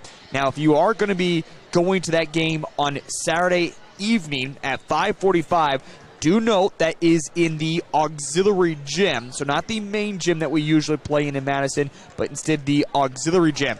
Now, Vermillion, kind of interesting, who they're going to be playing will be the Millbank Bulldogs. A little bit of history here in the Bulldogs that we've had over the past, I guess, year. For football, Vermillion lost to Millbank in the semifinals to make it to that state championship game. But on the basketball side, if you have already forgotten about, it was 32 years in the making last year. Vermillion had to get by one team in the Sodak 16 to make it into the state tournament. That team was the Millbank Bulldogs, and Vermillion took care of business. And kind of you look at where these teams fall with the DAC-12 and NEC. We always hear from coaches all the time that how tough the DAC-12 really is. Vermillion went into the clash at 42.2 seed points, whereas Millbank was at exactly 40. So 2.2 seed points separates the two. And by, if you don't know the seed point margin, that's actually pretty big. So that's just how good the DAC-12 is. And again, Vermillion 7-3 overall. Dakota Valley got the 1 seed, Lennox the 2, Sioux Falls Christian the 3, West Central was 4th, who, again, the boys will be playing tonight. T area was 5th. Elk Point Jefferson, in fact, grabbed the 6th seed. Del Rapids, the 8th seed. Madison was the 9th seed. Canton, the 10th seed. And Tri-Valley finished off that 11th seed spot for the DAC-12 teams. Of course, we call it the DAC-12, but only 11 teams after Beersford left a few years ago. As we get ready to start the second half, that has been the Vermillion Booster halftime show. Again, at halftime, it's 32-15. The West Central Trojans on top of the Vermillion Tanagers. Both teams come back out in their starting 5 with Casey Hansen, Livy Regnaris, Leah Herbster, Chandler Cleveland, and Brooke Jensen for the Vermillion Tanagers. Riley Hadelman, Tabor Teal, Addie Kramer, Jocelyn Jardine, and Grace Hardin for the West Central Trojans. Jumper is off the mark for Brooke Jensen to open up this half, and you have to talk about as well John Brooks. Just saying, basically play loose at this point. The Tanagers have gotten as close as 12 points late in that second quarter before the Trojans went on this little bit of a run to open it back up to 17 points. In the lane, trying to finish it off, and will do so, is Grace Hardin. Again, she has stepped up big. Now 15 points for her in the ball game. You can look at 3 different girls who averaged double figures for the West Central Trojans, and she was not one of them. Grace Hardin, again, coming into tonight's game, only averaged 5 points. Casey Hansen has at the free throw line. Again, Hansen and Leah Herbster have yet to score for tonight. Livy Regnaris over to Brooke Jensen with 8 seconds on the shot clock. Now with Casey Hansen. Back over to Leah Herbster. Down to Livy Regnaris. Back out to Herbster. She'll shoot the 3 off the front of the iron. Good look there for Leah Herbster. 34-15. 6:38 third quarter. Top of the key is with the Trojans. Now over to the far side now with Hadelman. Hadelman puts over to the near corner. Hardin three-pointer again. This one is off the mark. She has certainly had the hot hand. Jensen almost lost it. Hansen over to Livy Regnaris, now to Cleveland in the corner, down to Hansen, and Hansen, splitting by her defender, is able to lay off the glass, and good for her first 2 points of the ball game. 34-17, as right now the Trojans have doubled up Vermillion. Three-pointer, this one off the mark for Kramer, rebounded by Jensen. Just a slight run would be nice to be put together for Vermillion. Got a little bit of boost of a confidence. Again, their third quarter so far this season has been their quarter they struggled with the most offensively. Casey Hansen, left-hand dribble, makes the pass to Jensen. Jensen off the glass and good for 2. Vermillion back on a modest 4-0 run. Jensen now 3 points in the ball game. It's Tabor Teal, who loses her dribble, almost has it tied up, but somehow makes a pass to Hadelman at the top. Pump fakes the 3. She's just holding on to it, trying to go against Livy Regnaris, who almost knocked away. To Hardin. Now back out. They worked it around the perimeter. Over to Hardin once again.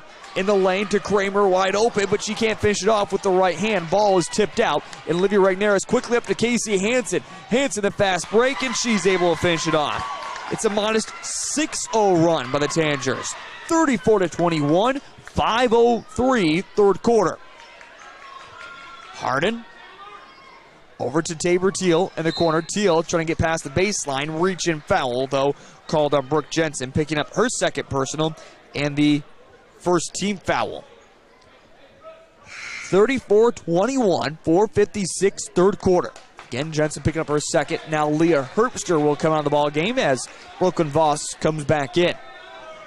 Leah Herbster just switch out the legs, not foul trouble for tonight. Three-pointer, knocks it down with a hand in her face. Chandler Cleveland playing the best defense he can, but Riley Hadelman hits another big 3. She now has 16 points for the ball game. 37-21, 4:39 third quarter. It's Voss. Over to Jensen. Down to low block. Livy Regnaris was open. She went into her defender to make the shot a lot more difficult than it needed to be.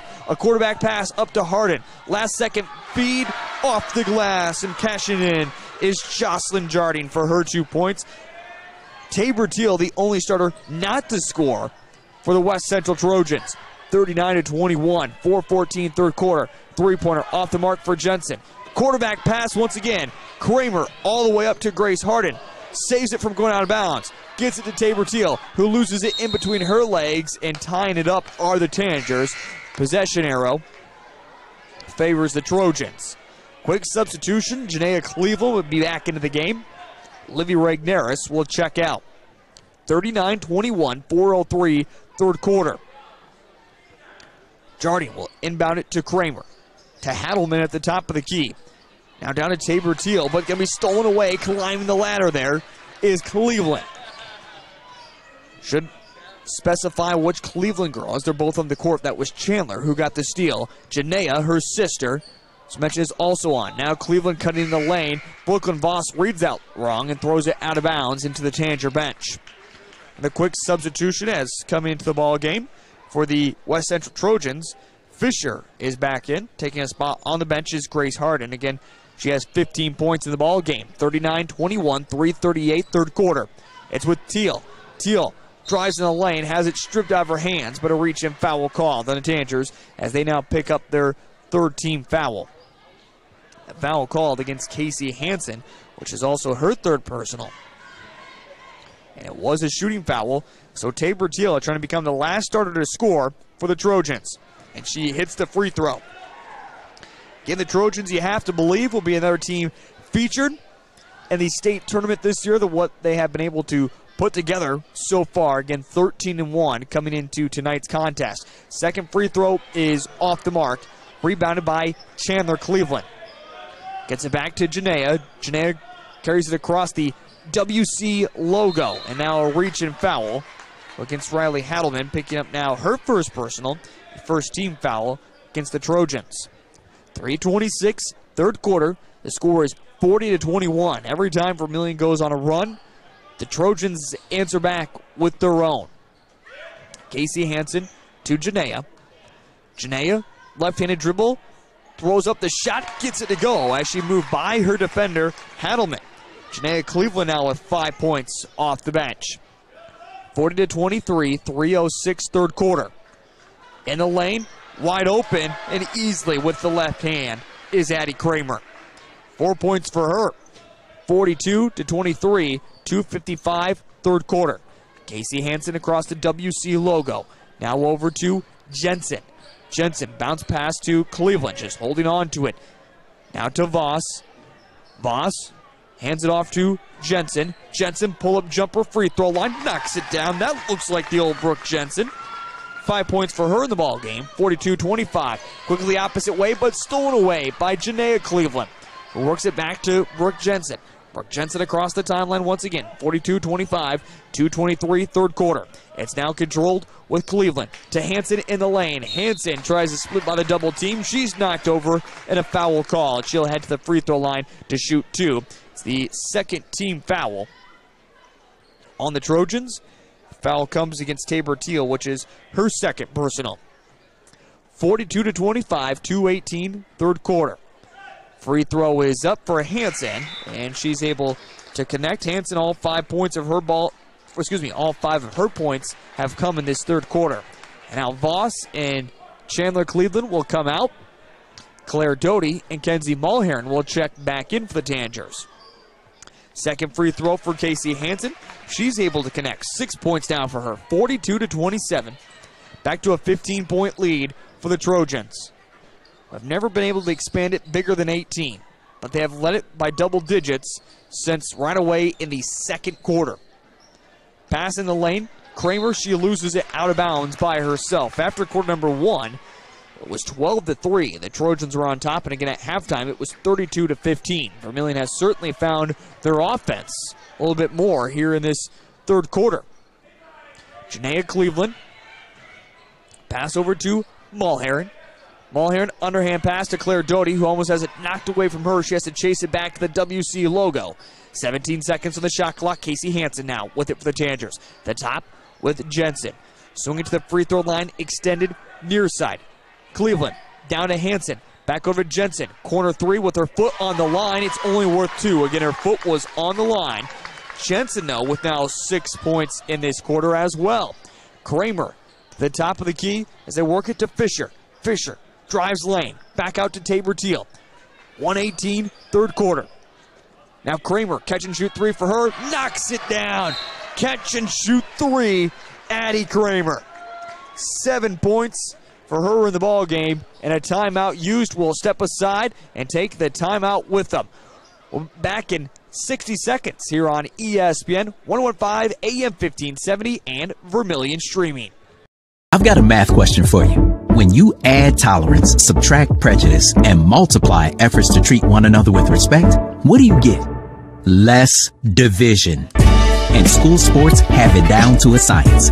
Looking for an example of what can happen when we realize there's more that unites us than divides us? Look no further than high school sports in South Dakota. This message presented by the South Dakota High School Activities Association and the South Dakota Interscholastic Athletic Administrators Association. Need a new set of tires?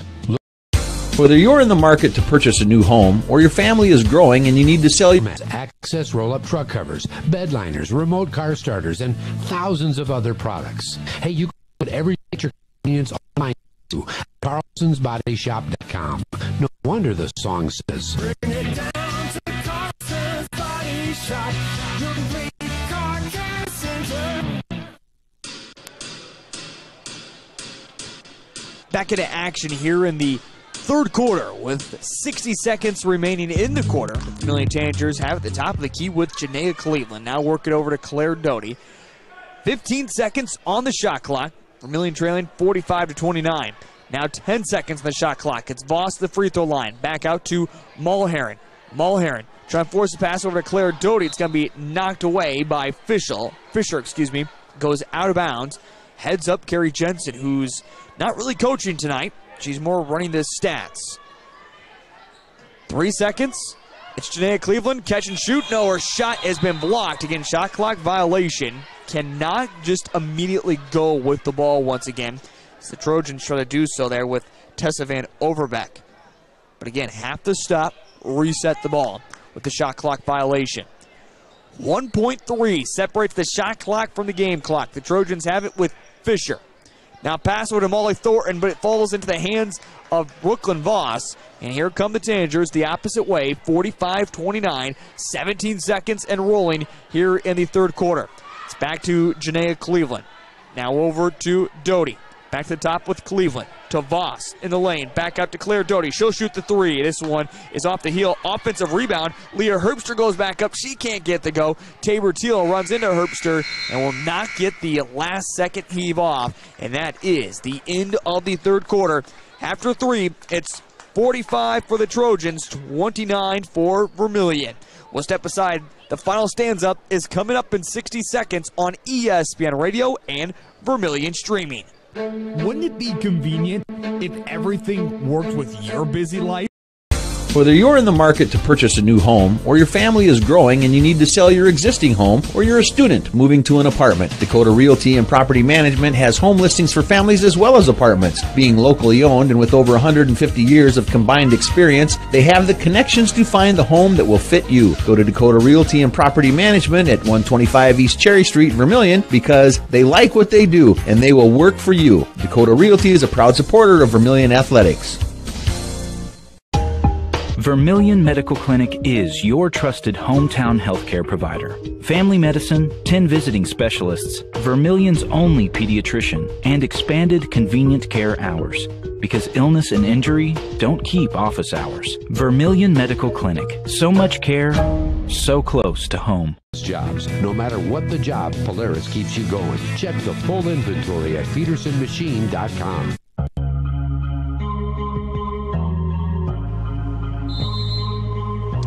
Well, here we go. It's the fourth quarter with the Vermillion girls trailing 45-29 as we are underway. Tanagers, of course, in their red uniforms tonight, moving from left to right. Casey Hansen, she shoots the three. This one will be off the mark. Offensive rebound. Cleveland can't finish, but their offensive rebound, and this time Leah Herbster is able to connect. She's fouled, and she'll head to the free throw line trying to make this a three-point play.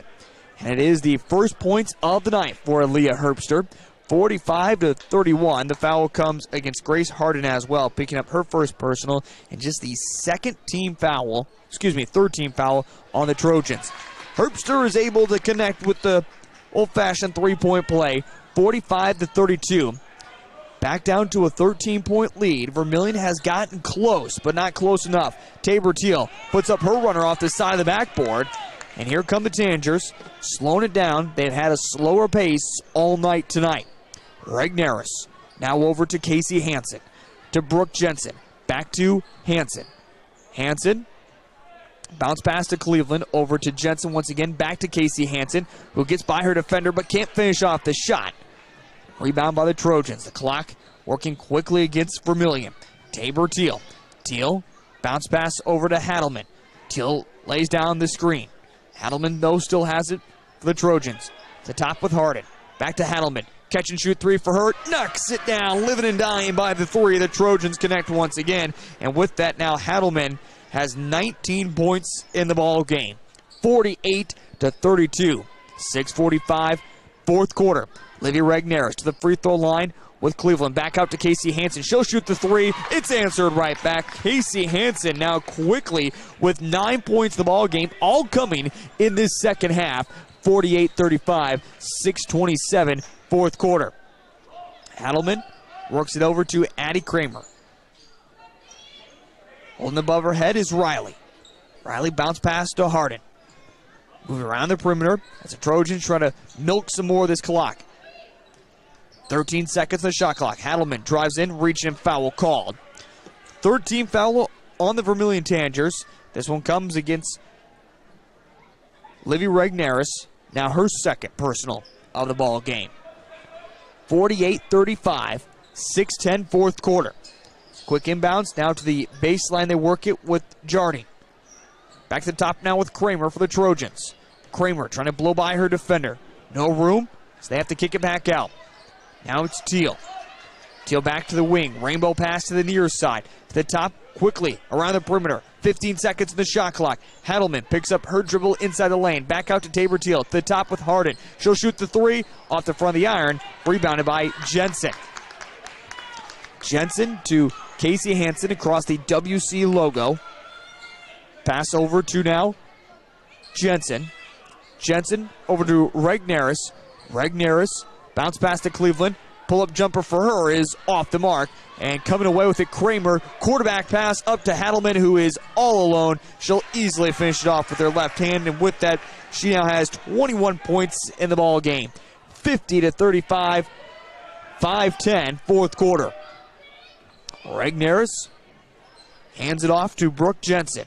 Jensen run the offense to the right elbow, picks up her dribble. Now just shoot it herself as she was trying to find Hansen, but Jensen able to connect. With that, she now has 9 points in the ball game, and a timeout will be used. Timeout here inside the Coliseum from head coach John Brooks. We'll step aside. We're back in a minute here on ESPN 1015 AM 1570 and KVTK.com. Watching high school sports with Fuller Digital Solutions is convenient and free. Check out the Fuller Digital Machine in Beersford is your full-service quality John Deere dealer. From the latest John Deere combines and tractors to lawn equipment you can count on, Peterson Machine in Beersford will bring you the best value for your dollar, along with professional service and parts to keep you going. Check out the big selection of used equipment as well. Need a hard-working farm hand? Peterson Machine also carries a full line of Polaris ATVs and UTVs ready for the toughest jobs. No matter what the job, Polaris keeps you going. Check the full inventory at petersonmachine.com. Midwest Ready Mix and Equipment is your locally owned and operated ready mix company. Their specialty, 6x6 front discharge mixer trucks that allows for better placement of concrete and ease of use. Midwest Ready Mix and Equipment offers the highest quality of concrete products and aggregates, and also a full-service dealer for low-gun equipment featuring telehandlers, excavators, and ASB track skid loaders for purchase or rent. The Trojans have it. A quick timeout from head coach John Brooks. 4:40 here in the fourth quarter. The score is 50-37, and now a whistle called away from the ball. The foul will go against the Tanagers, and they call a foul on Chandler Cleveland, picking up now her second personal and the fourth team foul. Back in action, quick three-pointer. This one off the mark for Hadelman, but it's an offensive rebound for Teal. Back out to Grace Harden. Now ball being moved around. It's knocked out of bounds. They say last touch by Casey Hansen with Pass trying to get to Tabor Teal. Again, the Trojans trying to get to 14-1 overall, ranked number 2 in Class A. 3 when it comes to the seed points. Three-pointer, this one's off the mark for Kramer. Vermillion came into tonight's contest 10-2 overall, and 10th in Class A when it came to the seed points. Vermillion, they definitely have some more great teams upcoming, including Sioux Falls Christian next week, and the week after that, it'll be Dakota Valley. That'll be an important one inside the region. Casey Hansen drives baseline, finishes off her shot, and with that, she now has 11 points in the ball game. 50-39, 3:46 fourth quarter. Underhand toss to Grace Harden to Tabor Teal. Three-pointer straight away. This one is going to be off the mark for Jocelyn Jardine. We both see the starting five out there still on the court with 3:30 remaining in the ball game. Regneris, their underhand scoop, knocks it in. Regneris, her first 2 points, and it's down to double digits. It's a 9-point lead for the West Central Trojans, and the student section for the Trojans is back on their feet. Now driving in is Kramer, and a foul called against Voss. No, excuse me, that's on Casey Hansen, picking up her fourth and 15th foul. But the Trojans, you can see how all of a sudden went back into game mode. So all of a sudden they looked up and it got back under double digits. 50-41, 3:16 fourth quarter. That is the 15th foul as well on the Tanagers. Inbound to Tabor Teal. Down to Kramer. Kramer with a low block. Picks up her dribble. Back out now to Teal. Teal gets a screen from Kramer. Back out to Hadelman with 22 seconds on the shot clock. Hadelman drives in. Now to Kramer. Kramer has no space. Back out. Steph Curry three from Teal is off the mark. Voss with the rebound. All right, the Tanager crowd is back into it and alive and well. And now a pass, but it's going to be stolen away by Teal. And Teal easily lays it off the glass with her right hand. Tabor Teal with 3 points in the ball game, and now another timeout is called. 52-41. This timeout comes from Joe Cafferty. We'll step aside. We're back in 60 seconds here on ESPN Radio and Vermillion. Optimize your washer for any load and wash the way you want. Industry-first innovation and design lets you remove the agitator to wash a bulky load that needs more space and easily swap it back in whenever you want. It's twice the wash action options and twice the washer you have at home. Find this and other Whirlpool and Maytag appliances at Merce Appliance in Vermillion. If you're considering a new roof, you want to put your roof in the hands of Dave's Roofing. Dave's Roofing specializes in residential roofing and has over 10 years of experience. Dave's Roofing covers any job from a 60 to 80 mile radius of Sioux City and has a 10-man crew that completes most jobs in one day. Dave's Roofing will make sure the cleanup job is done right afterwards too. And the products installed are impact rated and eligible for homeowners insurance discounts. Look up Dave's Roofing on Facebook and check out the work that's been done in customer testimony. Your primary care physician or provider at soundhealth.org today.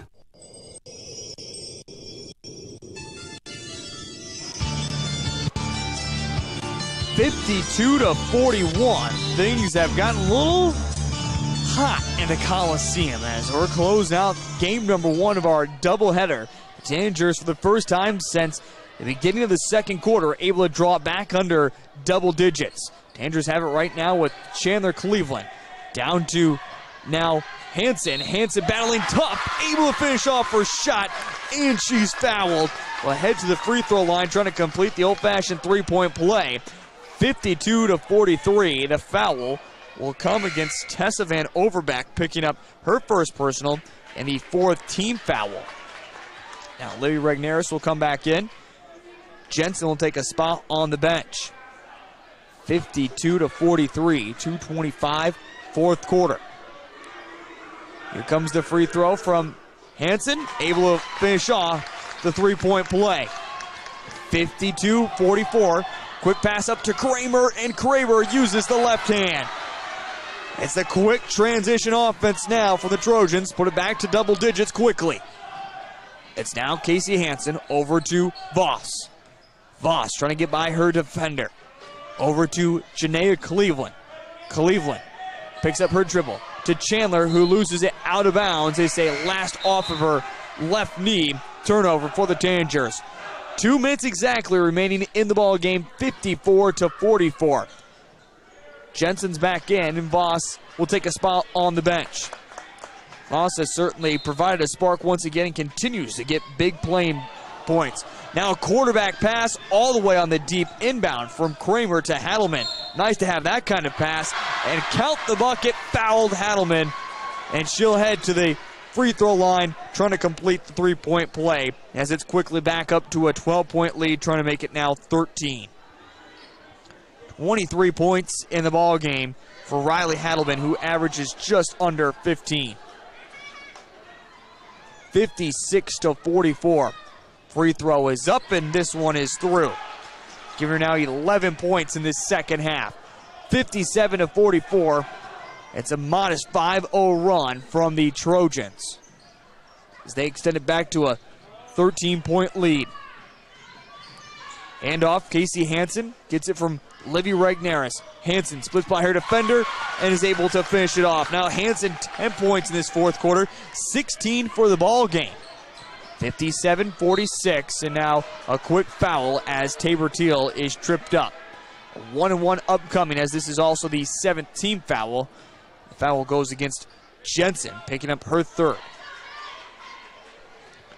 So Teal, the 1-and-1, where she is 1 of 2 today from the charity stripe. The first is up, and she knocks it through. 4 points for her.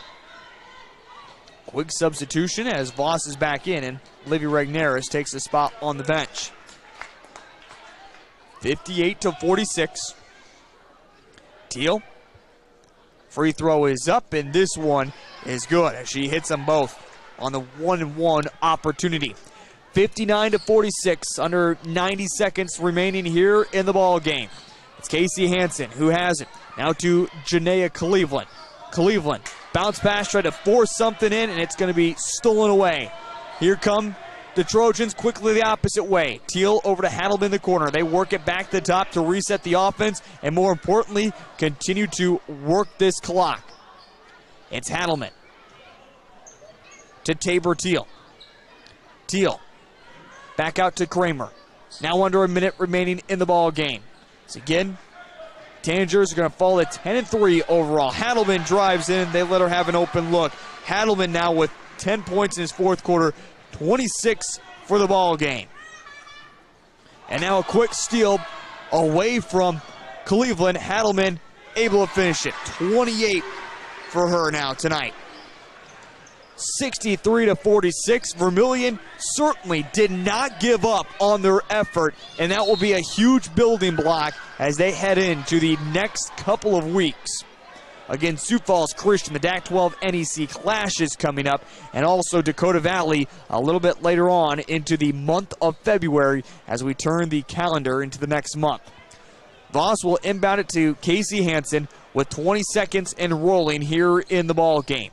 To Janaea Cleveland, catch and shoot three for her. Swish! Janaea Cleveland comes up big, 8 points for her off the bench. It's now up to Tessa Van Overbeck, and they'll just work out the rest of the clock. Your final score, 63-49, as it is the West Central Trojans who move to 14-1 overall as they beat Vermillion, as the Tanagers now drop to 10-3 overall. We're going to step aside for a minute here on ESPN Radio, and when we come back, it is the Core Insurance pregame show as we sit down with head coach Jay Drake and talk about tonight's matchup. That's on the way in a minute on ESPN Radio and Vermillion Streaming. Electric Service with shops in Pierre and Vermillion. We offer a full spectrum of electrical services covering Central, North Central, and Southeast South Dakota. We are licensed, insured, and ready to work on your agricultural, commercial, or residential project. Need a quote? Give us a call.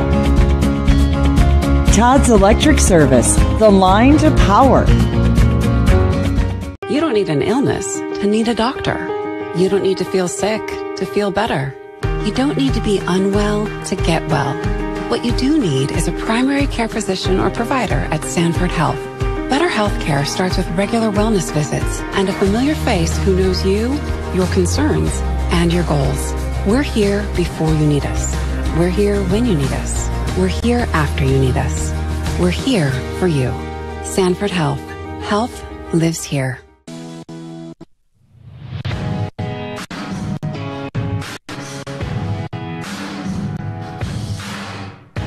Inside the Coliseum as we now get you set for our second game of the night in the doubleheader between the Vermillion Tanagers and the West Central Trojans. This is the Core Insurance pregame show. Here in just a moment, we're going to catch up with head coach Jay Drake of the Vermillion Boys. There for you, ready for anything. That's the motto of your local Core Insurance agents of Debbie Profrock, Russell Olson, and Terry Nielsen. They offer a wide variety of insurance products such as auto, home, life, health, business, and so much more. Request a free quote at coretrustbank.com/insurance. Well, so far coming into this season, the Vermillion Boys are 7-3.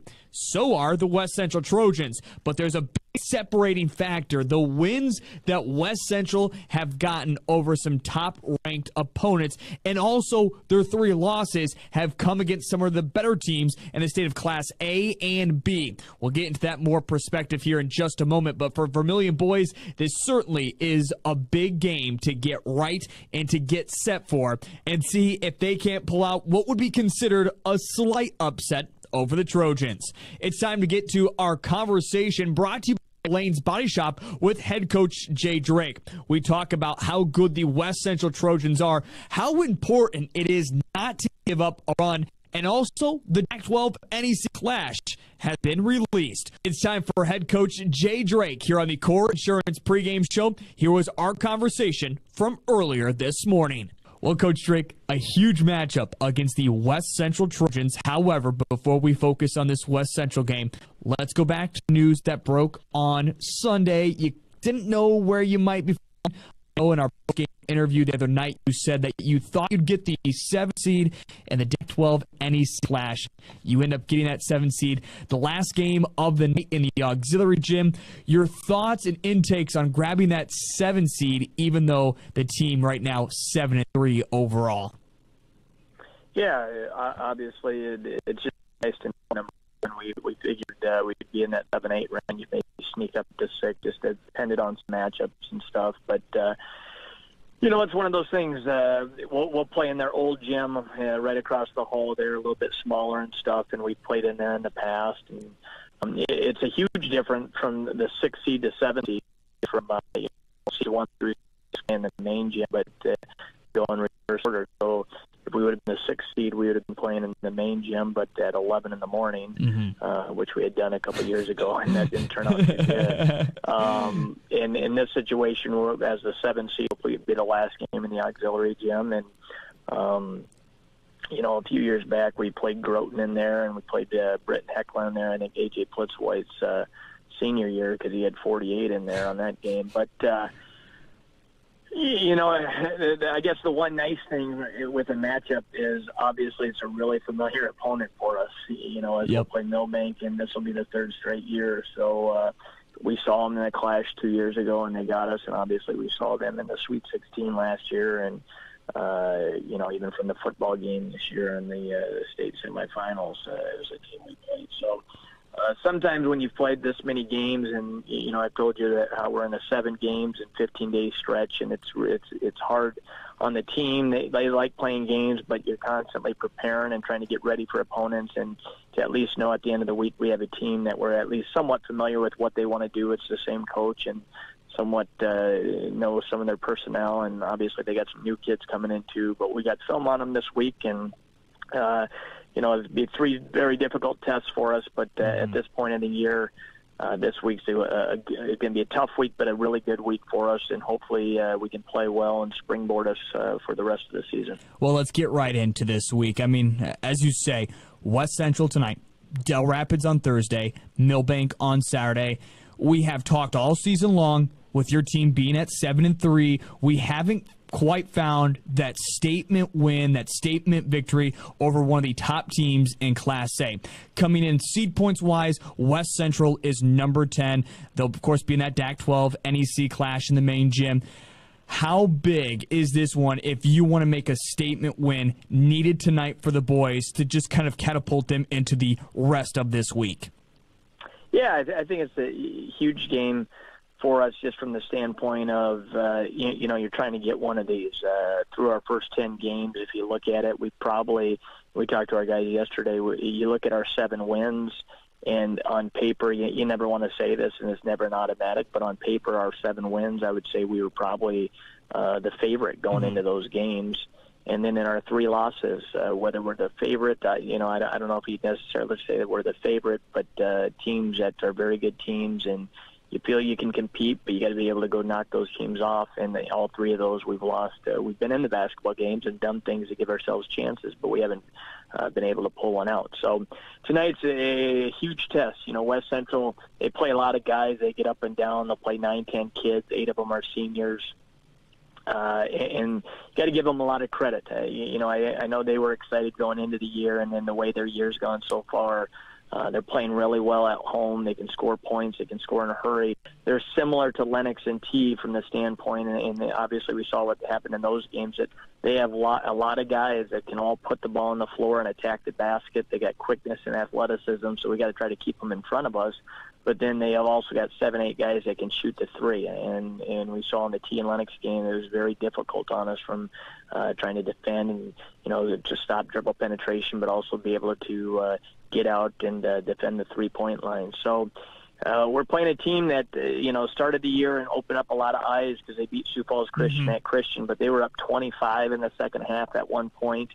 They played Del Rapids right after Christmas break, and they were up 24 at one point against Del Rapids the other night last week. They led Lennox by 17 at halftime and won the game by 17. So it's not just the fact of the wins they have, but it's the way they've gone about and doing it by really taking some good teams and absolutely taking them out of the game and getting leads. Their 3 losses they're sitting here with are to Dakota Valley, lost down there by 13. They lost to Winter at Winter before Christmas break, and those are 2 teams that are ranked in the top 3 in our class and are both undefeated. So that's 2 of their losses. Those are very good losses. And then they lost to a Lower Brule team that I don't know a lot about them, but I know they're ranked in the top 5 in Class B and only have 1 loss, and obviously is having a really good year as well. So give West Central credit. It's going to be a huge test for our guys, and yet we expect these type of tests. We've been in a few of them now with Lennox T and Christian, and now once again we're going to have to go out, play well. We expect to do that, but just give ourselves a chance late in the game. Something when you talk about some of their biggest wins, as you mentioned, over Lennox to begin the season against Sioux Falls Christian, they were hitting shots, but the Trojans also went on runs. Something that, when you look at your 3 losses this season, have really been probably the killer, especially you look back to last week against Sioux Falls Christian. You can even say Lennox at the end of the ball game when it was right there. You tied it up, then you gave them a 7-0 run basically to end the game, and of course they win it. So what does it take from this group of guys to stay competitive and not give up a big run? I mean, sure, 5, 6 points here is fine, but not to make it 15, 16, 17, and to keep it close throughout. Yeah, and that's the huge wish we had the perfect answer for that, but that's, with our guys, just understanding that, when we say locked in and focused, you just can't have any lapses, both offensively and defensively. Tonight's the type of game where even on the offensive end, not just turnovers, they're trying to get their defense to create easy points with some turnovers, get out in transition, but they also feed off of quick and taking bad shots. When teams take quick shots or bad shots against them, it usually leads to long rebounds, and they run the floor extremely hard and are looking to push things out in transition. And a lot of times that's how teams go on runs. It's taking quick shots, bad shots, turning the ball over, and before you know it, it becomes a 10-0 run or something like that. The one thing we can live with, is frustrating, but even our game last week at Christian, we talked about how at the end of the second quarter into the early third quarter, Christian went on an 18-0 run, which obviously we can't have happen and was a huge factor in the game. With that said, you know, it wasn't us turning the ball over. I do think we took some bad shots at times, which we need to correct that and take better shots.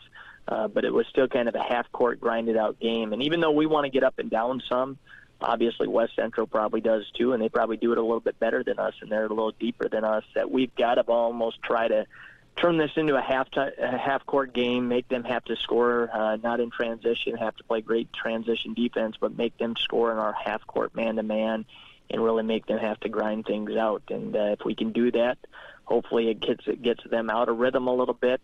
And like I said, hopefully it keeps them away from runs, because this is a team, like you said, that can score in a hurry and bunches, and it was huge. Not just the Christian game, but had a couple stretches in both the Lennox and T games where we had little 9-2 runs or 11-4 runs where the other team kind of separates from you a little bit, and we got ourselves, all three of those games, we got ourselves down. Great job by our guys battling back and keeping us in it and getting back in it, but you'd rather not have to play from behind all night like that. Coach, I'm going to leave you with this one question. I know it's been a question I've asked of you a lot lately, but I go back to the game the other night against the Garrettson Blue Dragons, and to win this game tonight, we know it's going to have to be these 5 seniors that play together, and we continue to see it. I mean, against the Blue Dragons, you had 3 that got into double figures. Nick Sorensen looked like an old self. TJ Tracy continues to grow and grow. Jake Jensen was huge. But then Charlie Ward just had 2 points. Carter Mart at least looked more confident. I mean, you have to have this stellar performance. Again, what does it take to make sure all 5 of these guys are putting up 6+ points and helping you get to this victory tonight? Yeah, it's a huge key, especially in games like this. We got to be consistent, and you know, you don't want to put pressure on kids, and yet they understand, and we've talked to them, and they know that in games like this, we've got to, if we play 7, 8, 9 guys, depending on, you know, if we go to a Ty Hertz or a Carter Hansen tonight, they've all got to chip in. And it's not necessarily always, you know, just the points, but defending and rebounding, taking care of the basketball. But if we end up at the end of the night and, you know, I go up with you in the post game and we're sitting there and we played 7 guys and we say, hey, four played well, but 3 kind of struggled tonight, or didn't give us enough, we're not going to win the basketball game. This is one of those nights where you got to have basically 6, 7 guys doing their part, chipping in. And if they do that, we should be right in the game and have a chance at the end. And like anything, we expect this to be a close basketball game, like some of the ones we've had. And you got to step up, make some key stops, and hopefully make some key plays on the offensive end and put yourself in a position. You know, we've been battling from behind. We're hoping to be in a position where maybe last few minutes of the game we have a possession or 2 lead, and just got to try to finish things off from there. Looking at losses against Sioux Falls Christian, Lennox, and T area, those games were separated by runs. Late in a game against Lennox, that they also had a run early in the second quarter, and Sioux Falls Christian, who put on an 18-0 run in the first half and even expanded into the second half. Can the Vermillion Tanagers get that corrected tonight? And can we see all 5 Vermillion boys really come alive with that senior squad? Our tip-off and starting lineups are moments away here on the Core Insurance pregame show on ESPN Radio and Vermillion Streaming. We're back in just a moment. There for you. Ready for anything. That's their motto. Starting a new business.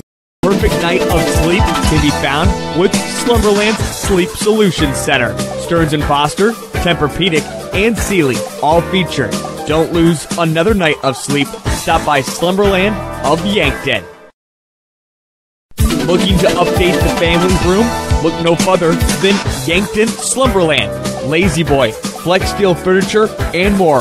All at your hometown furniture store. That's Slumberland of Yankton.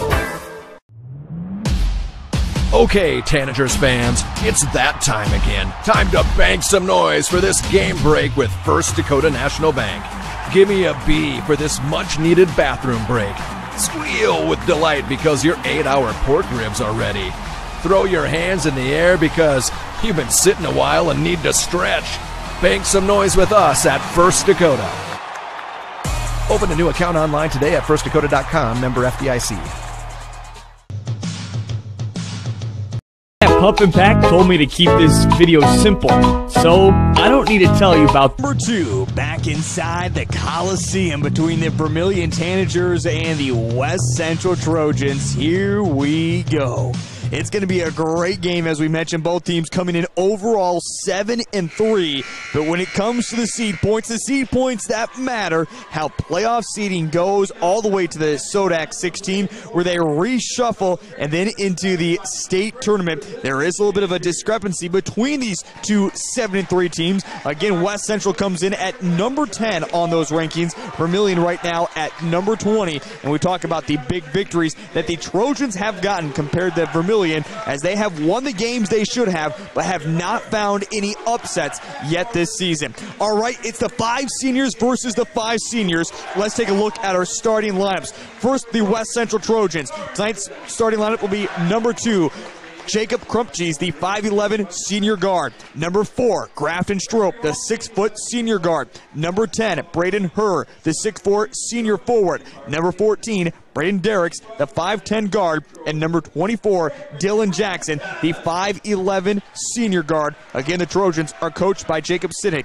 Now for the Vermillion Tanagers, as we mentioned, it is the 5 seniors for tonight. Charlie Ward, the 6' guard. Jake Jensen, the 6'3 guard. Number 34, Carter Mart, the 6'2 guard. Number 35, TJ Tracy, the 6'2 guard. And number 40, Nick Sorensen, the 6'5 forward. Again, the Tanagers are coached by Jay Drake, along with assistant coaches John Rufers, Louis Budmayer, and Papa James Drake, and the manager, Joe Manning. We're set and ready to go inside the Coliseum, as the Tanagers have shown up even more in red and are looking for what would be considered an upset tonight, and certainly want to get things rolling on the right foot as the boys head into this extremely busy week. Again, back up the Interstate I-29 on Thursday to take on their arch rivals, it seems like, in the past couple of years, Del Rapids, who has had their number before that DAC-12 NEC clash coming up on Saturday evening. The Tanagers in their all-red uniforms, numbers and letters that are in white, and the Trojans in their home uniforms that are in all-white, numbers and letters that are in blue, outlined by gold. The two meet in the middle of Nick Sorensen and Braden Herr. We are set and ready to go on this Tuesday night in our doubleheader between the Vermillion Tanagers and the West Central Trojans. The official steps into the WC logo, bounces the ball twice, throws it up in the air, and we are underway. Ball being knocked around, yet finally the Tanagers come away with it. The official just kind of giggling to himself and says, "All right, boys, here we go." It's Charlie Ward, picks up his dribble over to Jake Jensen. Jensen over to Ward, corner 3. This one is off the heel of the iron, but it's an offensive rebound. Nick Sorensen trying to back his way back in. Goes up with the left hand. He can't finish it off. TJ Tracy, though, the Latte Da player of the game on Friday, can't get it back as he has it stripped from behind. And here come the Trojans that can run at a quick pace.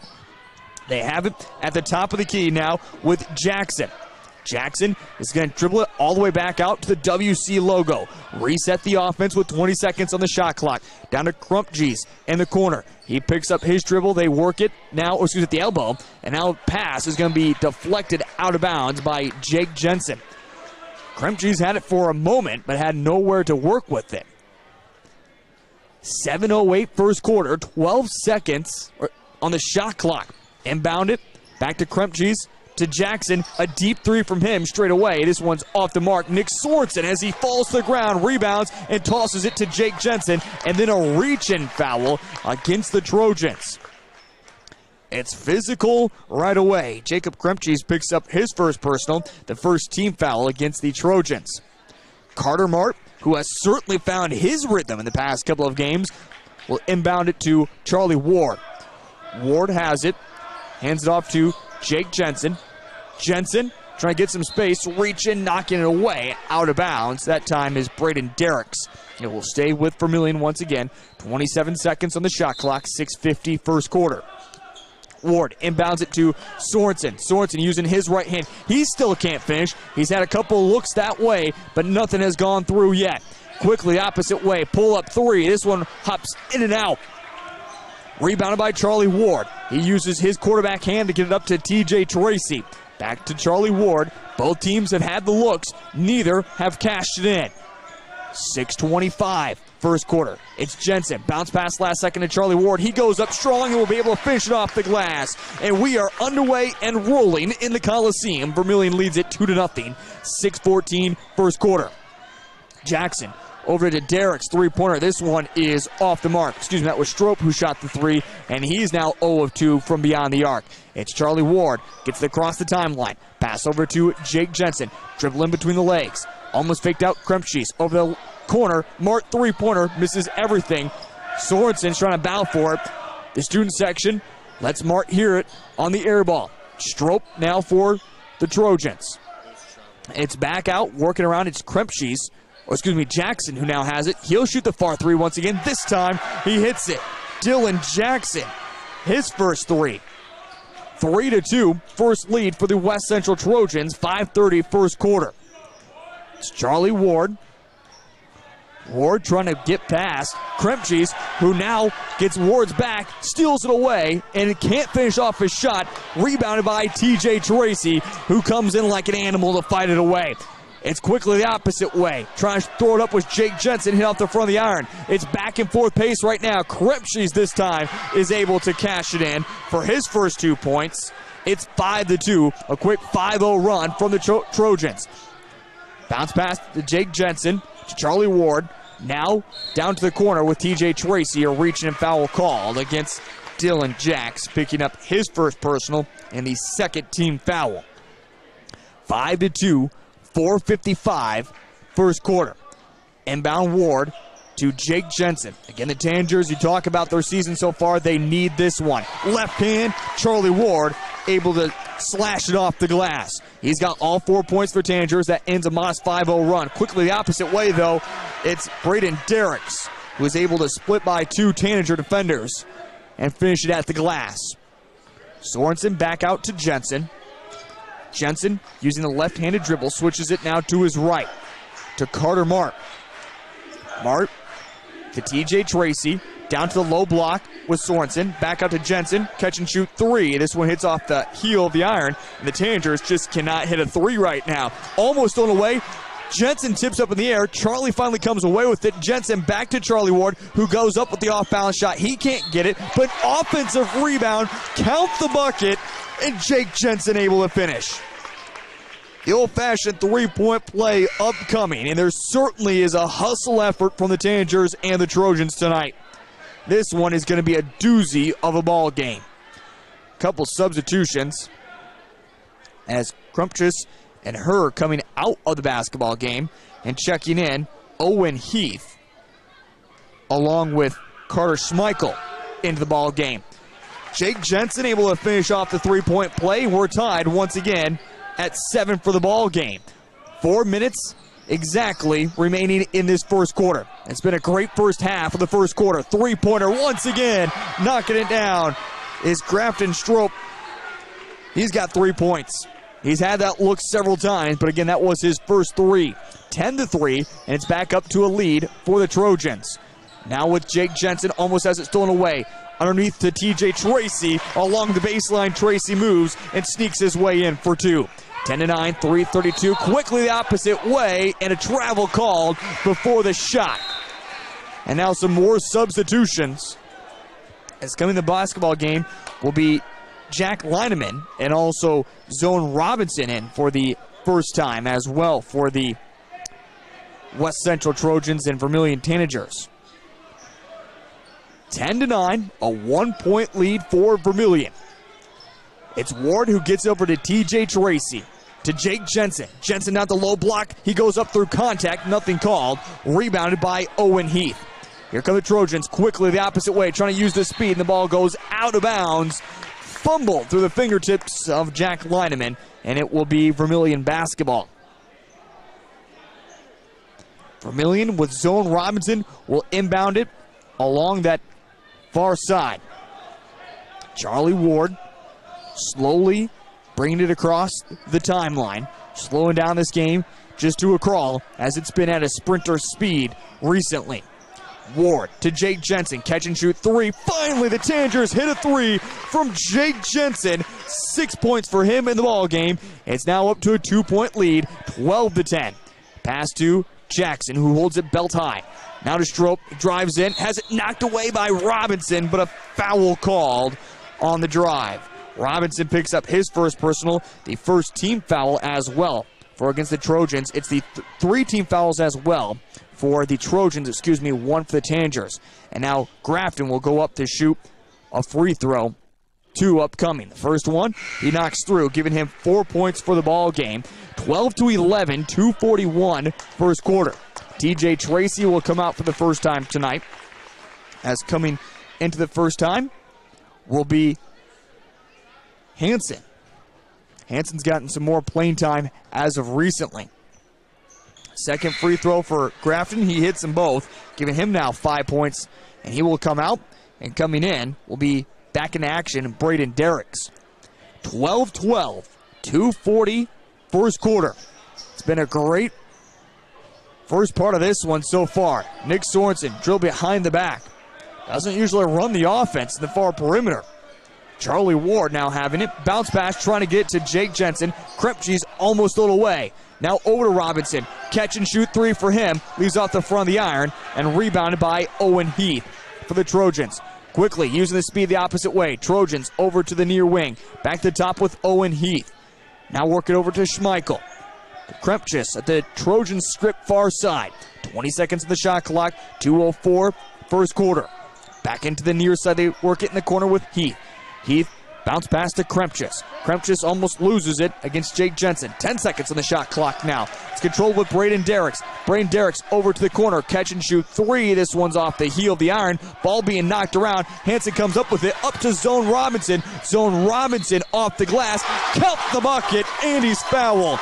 Zone Robinson flexes tough. The Tanagers love to see it. And it's back to a 2-point lead. 14-12, 1:43 first quarter. This is starting to turn away from a basketball game and what seems like a horse race at this point, the way these two teams are sprinting up and down the court.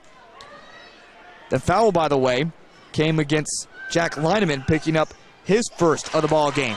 And finishing off the three-point play is Zone Robinson, giving him 3 points for the ball game. And it's back up to a 3-point lead. Krepke, baseline, drives in, throws off the glass, leaves it short, but gets back his own offensive rebound. Ball is passed out, tipped away by Charlie Ward. He tries to fight for it back. It's Schmeichel driving the baseline, and a foul called. Foul called on the Tanagers. And this one will be against Zone Robinson, now picking up his second personal and the second team foul. And 2 free throws now upcoming for Schmeichel. First one, he's able to hit. Draws it back down underneath to a 3-point game. Now a 2-point game, 15-13. Again, Vermillion still on top. Schmeichel.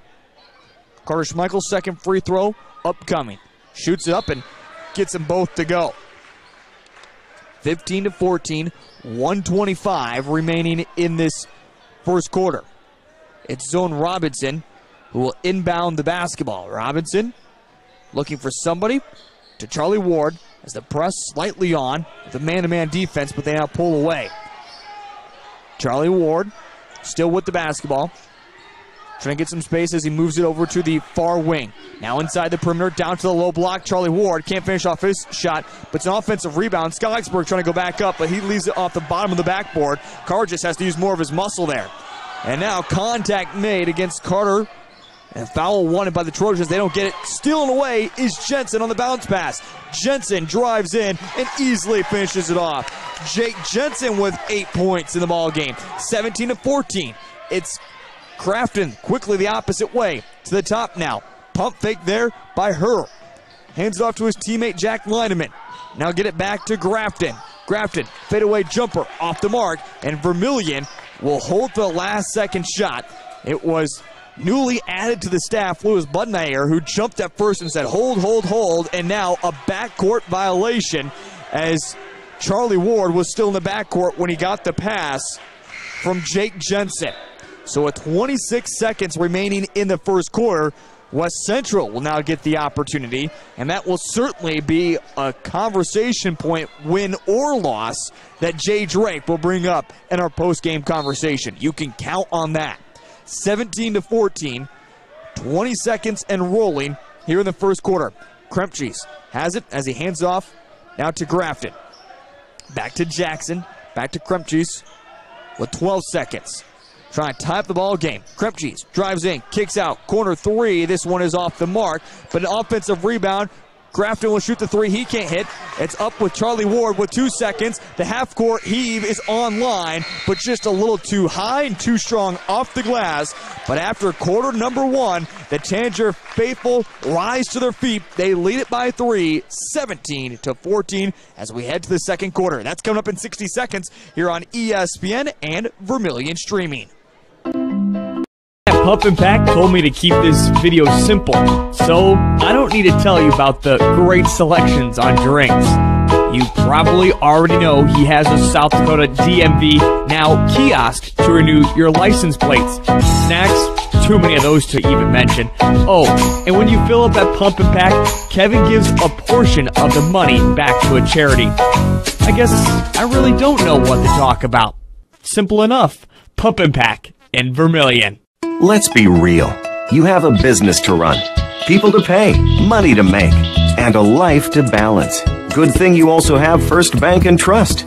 With our cash management solutions, you can issue payroll, accept payments, and manage cash flow, all while tapping into some of the best fraud prevention tools available.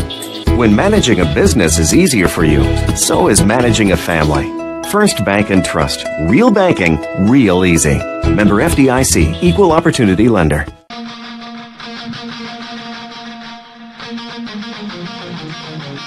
As we're back into action, as we are underway here in the second quarter, it's the West Central Trojans who have the basketball to open up. Pull-up jumper at the elbow falls through for Dylan Jackson. He now has 5 points. An exciting first quarter. And Vermillion, in the end, walks away with a 3-point lead. And again, expect that the rest of this ball game. Pass by Ward is tipped in the air and goes out of bounds.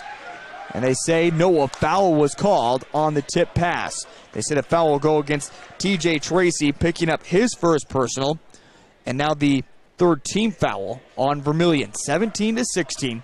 As I mentioned, a very fast pace, up and down. After the first kind of 90 seconds were the feel out, with 2 boxers come out and just kind of tap around to see who's going to make the first move. Charlie Ward made the first bucket, then after that, the floodgates were opened. Jackson works over to Schmeichel on the baseline. He drives, he's double teamed over the corner, near side, 3-pointer, leaving it short is Lineman, and rebounded.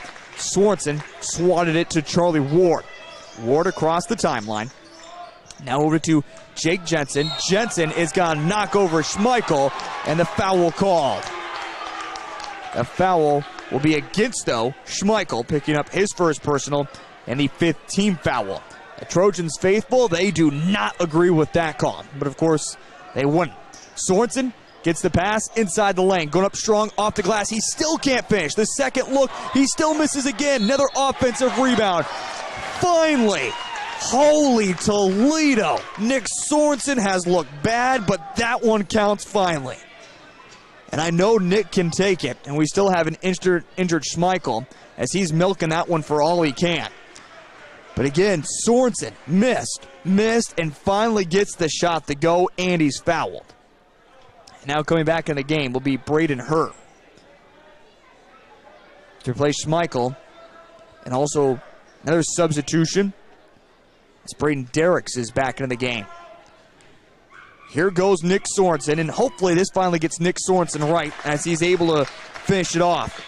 The old-fashioned 3-point play, it's up to a 4-point lead, 20-16. Grafton has it for the Trojans. Work it back out now to Braden Hurt. To Krempjes, back to her. 3-pointer top of the key, swishes it through. Braden Hurt, his first 3 points.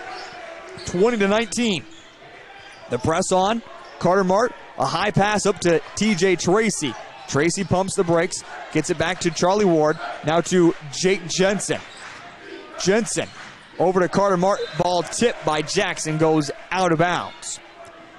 Student section for the West Central Trojans have been on their feet the entire ball game, but so have the Tanager student section. And their fans are just entertained so far by what we have seen in this first half. Jake Jensen, catch and shoot three for him. Can't get the go. Rebounded by Krempjes. West Central trying to take back a lead. They have it with Derricks now. To top with Jackson. To her, who just hit a three-pointer. Back to Krempjes on the near wing. To now Jackson. Jackson, then a low look pass over to her. To Grafton. Back to Braden Derricks. Krempjes going to reset the offense with now 10 seconds on the shot clock. Krempjes gets a screen from her. Bounce pass going to deflected off of the knee of Nick Sorensen, but the official is saying no, he kicked it. But they are going to get together and discuss what it was. They're saying everyone back away. The three officials are now going to get together. It looked like it was off the knee of Sorensen. He is pleading that it was off of his right hand. He did make a kicking motion, though, with the foot. The officials, again, are still together discussing this one. 20-19, 5:37, second quarter. Three officials together. They finally break huddle. And they're going to say they're going to reset the shot clock to 7 seconds with 5:37. Nope, we're going to reset to 14. So they don't get to go their way, the Tanagers, that is. Now 15 seconds on the shot clock. They reset it to. And it will be the Trojans to inbound the basketball. So here we go, 5:37 here in the second quarter, 15 seconds on the shot clock after the kick ball from Nick Sorensen. It will be Jackson to inbound it. They work it back to the top, now to Jackson on the wing, three-pointer, hits it. Dylan Jackson hits a big three-pointer, and a timeout. No, we lost something on the court, I believe, from the official, so we have to stop. He picks up whatever it was, and we're ready to go once again. 22-20, 5:28 second quarter. Now a quick steal away. Jackson uses the right hand and is able to finish it off. And with that, head coach Jay Drake is going to take a timeout that after the kickball from Nick Sorensen favored the way of the Trojans, and things have gone wrong quickly for Vermillion. 24-20. It's a quick answer back. In fact, an 8-0 run right now by the Trojans. Vermillion held the lead at 20-16, but now it's 24-20 in favor of West Central. Jay Drake talking to every one of his troops, trying to keep them focused. Cannot let a run come together from the Trojans. Again, an 8-0 run is not as bad right now, just trailing by 4. But any more of this run, things are going to get real bad real quick. And again, the 3 losses that Vermillion have had this season all come down to simply runs that Lennox was able to put together, that Sioux Falls Christian was able to put together last Thursday. Get an 18-0 run that spanned from the end of the first half into the third quarter. 24-20, 5:13 second quarter. Bounce pass, Carter Mart has it. Mart over to Jake Jensen. Jensen to Charlie Ward. Catch and shoot 3. The ball is deflected, but TJ Tracy climbs the ladder, gets it back, tries to go up through contact. No foul called, and the Trojans come away with the basketball. It's Jackson with it for West Central. Hands it back out. No, a charge is going to be taken as Jackson runs into a defender. And Jackson will pick up his second personal, the 7th team foul, so now bonus for Vermillion. And Vermillion will have the basketball back. Charlie Ward quickly up to TJ Tracy, who's been quiet so far tonight. Tracy drives in, but his shot blocked away by Braden Hurd. Here come the Trojans once again. And again, this 8-0 run continues for West Central. 4:33 second quarter. Three-pointer. This one rims in and out. Nick Sorensen comes up with a rebound. Tanagers need a bucket here. It's Charlie Ward. Spins by one defender. Puts up the off-balance shot. Count it.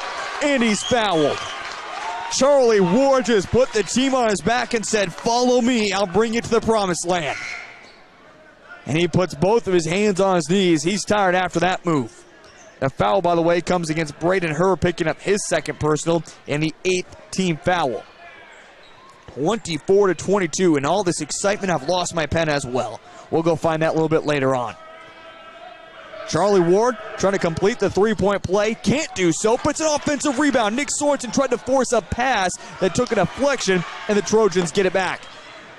Here they come the opposite way with Schmeichel. Schmeichel makes a low pass to Owen Heath. Underhand toss that goes right to Jake Jensen. Jensen easily off the glass and good for 2. Jensen has hit double figures. We're tied 24 points, 4:02 second quarter. We're not even halfway through the second quarter. Can this one get any more intense than the way it's been so far? It's Jackson.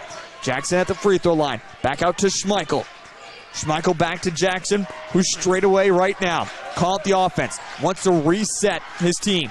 Over to Grafton. Grafton has it on the baseline. Over to Schmeichel. Wide open in the corner and gets it to go. Schmeichel, a big three-pointer. Tanagers left him open. 27-24. Back up to a three-point lead, and now a reach and foul. And the 1-1 upcoming. Carter Mark's not aware of that. He was about to go inbound it. The foul was called on Grafton, picking up his first personal. And again, the 9th team foul. Now Carter Mark will come out as Zone Robinson will check back in for the Tanagers. 1-1, this is big for Jake Jensen, who's got 10 points already in the ball game. Oh, lane violation. Oh my goodness. Grafton entered the lane before the shot was even put up, and the officials just clearly missed that. 27-24, 3:20 second quarter. It's Jackson down the low block, able to throw it off the glass. Jackson now with 12 points in the ball game, 9 in this second quarter, and now another reach and foul goes against Grafton. He can't believe it, and he gets in the language of the official. He can't believe it. Frustration. And Coach Jacob Sittig will go immediately say, hey, I'm pulling him out. I'm pulling him out of the basketball game. And he apologizes as well to the official. Official goes, well, don't let it happen again. 29-24, 3:10 second quarter. It is double bonus after the foul from Grafton. So 2 for Jake Jensen after he just missed the first on a 1-1, even though there was a lane violation. Jensen this time is able to hit, giving him now 11 points for the ball game. 29-25, 3:10 second quarter. Second free throw is up, and this one is good as well for Jake Jensen. 29-26. Here come the Trojans with Jackson. Bounce pass over to Schmeichel. Pass in the lane, stolen away by Nick Sorensen. Charlie Ward using the quarterback speed the opposite way. Now over to Jake Jensen. Jensen dribbling between his leg. Guard closer by Jackson to Robinson. Robinson to the corner. Wide open Charlie Ward. Decides not to take the three. He drives in. The off-balance shot with contact made. No foul called, but converting the bucket is Charlie Ward. 29-28, 2:37 second quarter. Jackson getting the call from head coach Jacob Stig. It's down with Jackson. Underhand pass to Derricks and a foul called. Good call there by the official as Jake Jensen made contact with Braden Derricks. Picking up now the 4th team foul. It's the first one against Jake Jensen. 29-28. Some conversation happening as well. Will be a full timeout. So with all this excitement, we'll step aside as well for 60 seconds. 29-28, West Central on top of Vermillion by 1. We're back in 60 seconds. Pump and Pack told me to keep this video simple, so I don't need to tell you about the great selections on drinks. You probably already know he has a South Dakota DMV now kiosk to renew your license plates. Snacks, too many of those to even mention. Oh, and when you fill up that Pump and Pack, Kevin gives a portion of the money back to a charity. I guess I really don't know what to talk about. Simple enough. Pump and Pack in Vermillion. Let's be real. You have a business to run, people to pay, money to make, and a life to balance. Good thing you also have First Bank and Trust. With our cash management solutions, you can issue payroll, accept payments, and manage cash flow, all while tapping into some of the best fraud prevention tools available. When managing a business is easier for you, so is managing a family. First Bank and Trust. Real banking, real easy. Member FDIC, Equal Opportunity Lender. Here we go. It'll be Owen Heath to inbound the basketball for the West Central Trojans as we're back underway. 2:25, second quarter. The Trojans that have a 1-point lead over Vermillion, 29-28.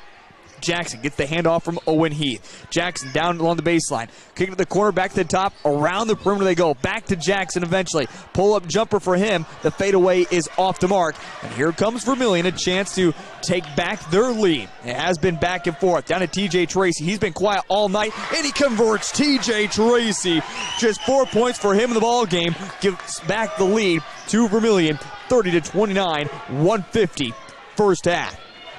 It's Jackson. Jackson, bounce pass to Krempchus. Now having it, Trojans with Owen Heath to Braden Derricks. Derricks wants to get it back to Lineman, but can't find him. Back up to Jackson. They'll reset the offense with now 9 seconds. Charlie Ward is coming up and playing Jackson tough with 6 seconds. Jackson driving in, and contact is made. No, travel is called against Dylan Jackson.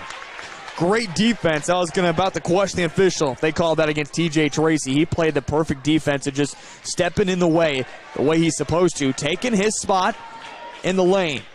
He will now come out of the ball game as Carter Hansen will check back in. 30-29, under 90 seconds remaining here in the first half. It's with Jake Jensen. Now over to Charlie Ward. Charlie Ward picks up his dribble, bounce pass to the low block. Nick Sorensen goes up. Sorensen, after missing shot after shot, now 5 points here in this second quarter, 32-29. Jackson, bounce pass over to Braden Herr. Herr just holding on to it at the elbow. Back out, swinging around the perimeter. Back to Jackson, to Krempchus. 17 seconds on the shot clock. To Jackson. Jackson, the pull-up jumper, converts it through. Someone has to shut down Dylan Jackson as he's now got 14 points in the ball game, including 11 in this second quarter. Sorensen had it, but he's like, I don't want to run this offense right now. Gets it back to Charlie Ward. It's a 1-point lead for the Tanagers, 32-31. Charlie Ward down to Sorensen. Sorensen back out to Ward. Catch and shoot three. Swish! Charlie Ward hits a dagger of a three. 11 points for him. Quickly the opposite way. It's Braden Derricks. It's back up to a 4-point lead. And the Tanger faithful on their feet. Jackson drives in. Kicks it out to Lineman. Three-pointer. In and out. Krempchus, the offensive rebound. Back up. And that one, a final blow to Vermillion. And a pass that's going to go out of bounds. They say last touch by Charlie Ward. Last touch by Charlie Ward with 0.6 remaining here in the first half. A three-pointer by Dylan Lineman brings it back down to just a 2-point lead. 35-33 for the Vermillion Tangers. This is going to have to be a catch-and-shoot opportunity for the Trojans. Krempchus will inbound it, and Lineman did not get that off in time. Nonetheless, his shot hits off the top of the backboard, and that's the end of the first half. It's Vermillion 35, the West Central Trojans 33. How about that for an exciting first half? You want more of it? Well, we're going to pause. Head coach John Brooks is coming up at halftime on the Vermillion Booster halftime show. And, of course, we'll have plenty of the second half. That's all coming up here in the next 15 minutes on ESPN Radio and Vermillion Streaming. You've all heard of the Maytag man, but... Hey, I think I'll take the day off. Is your old furnace talking back to you? You're flying solo today, pal. I need a little me time. The Kalen's Indoor Comfort Pros can repair your grumpy old furnace or replace it with a new high-efficiency Linux system. Yeah, sorry. I just can't seem to move any air today. We'll see about that. Get a dependable Linux system from Kalen's and start saving today. Lennox. Air is life. Make it perfect. Does it really matter where beef comes from? Meet the facts. Fact: Hy-Vee Choice Reserve beef comes from the Midwest. So you get only the highest quality beef raised on family farms here in the heartland. Where do the other guys get their beef? We're not sure either. Get the facts at meetthefacts.hyvee.com. Property Management has home listings for families as well as apartments. Being locally owned and operated with over 150 years experience in the business, they have the connections to find the home that will fit you. Stop by their office at 125 East Cherry Street or give them a call today at 605-624-4474 because they like what they do and will work with you. That's Dakota Realty and Property Management. In today's world, an experienced crew that works together matters. Well, look no more and turn your roofing needs over to Dave's Roofing, a crew that has been together for 10 years. Dave's Roofing does replacement and new construction shingling jobs. It's the job done quickly, most times one day, and does excellent cleanup after the job's complete. Call Dave's Roofing today for an estimate at 712-898-9579. Again, that's Dave's Roofing at 712-898-9579. And put your roof in the expert's hands of Dave's Roofing.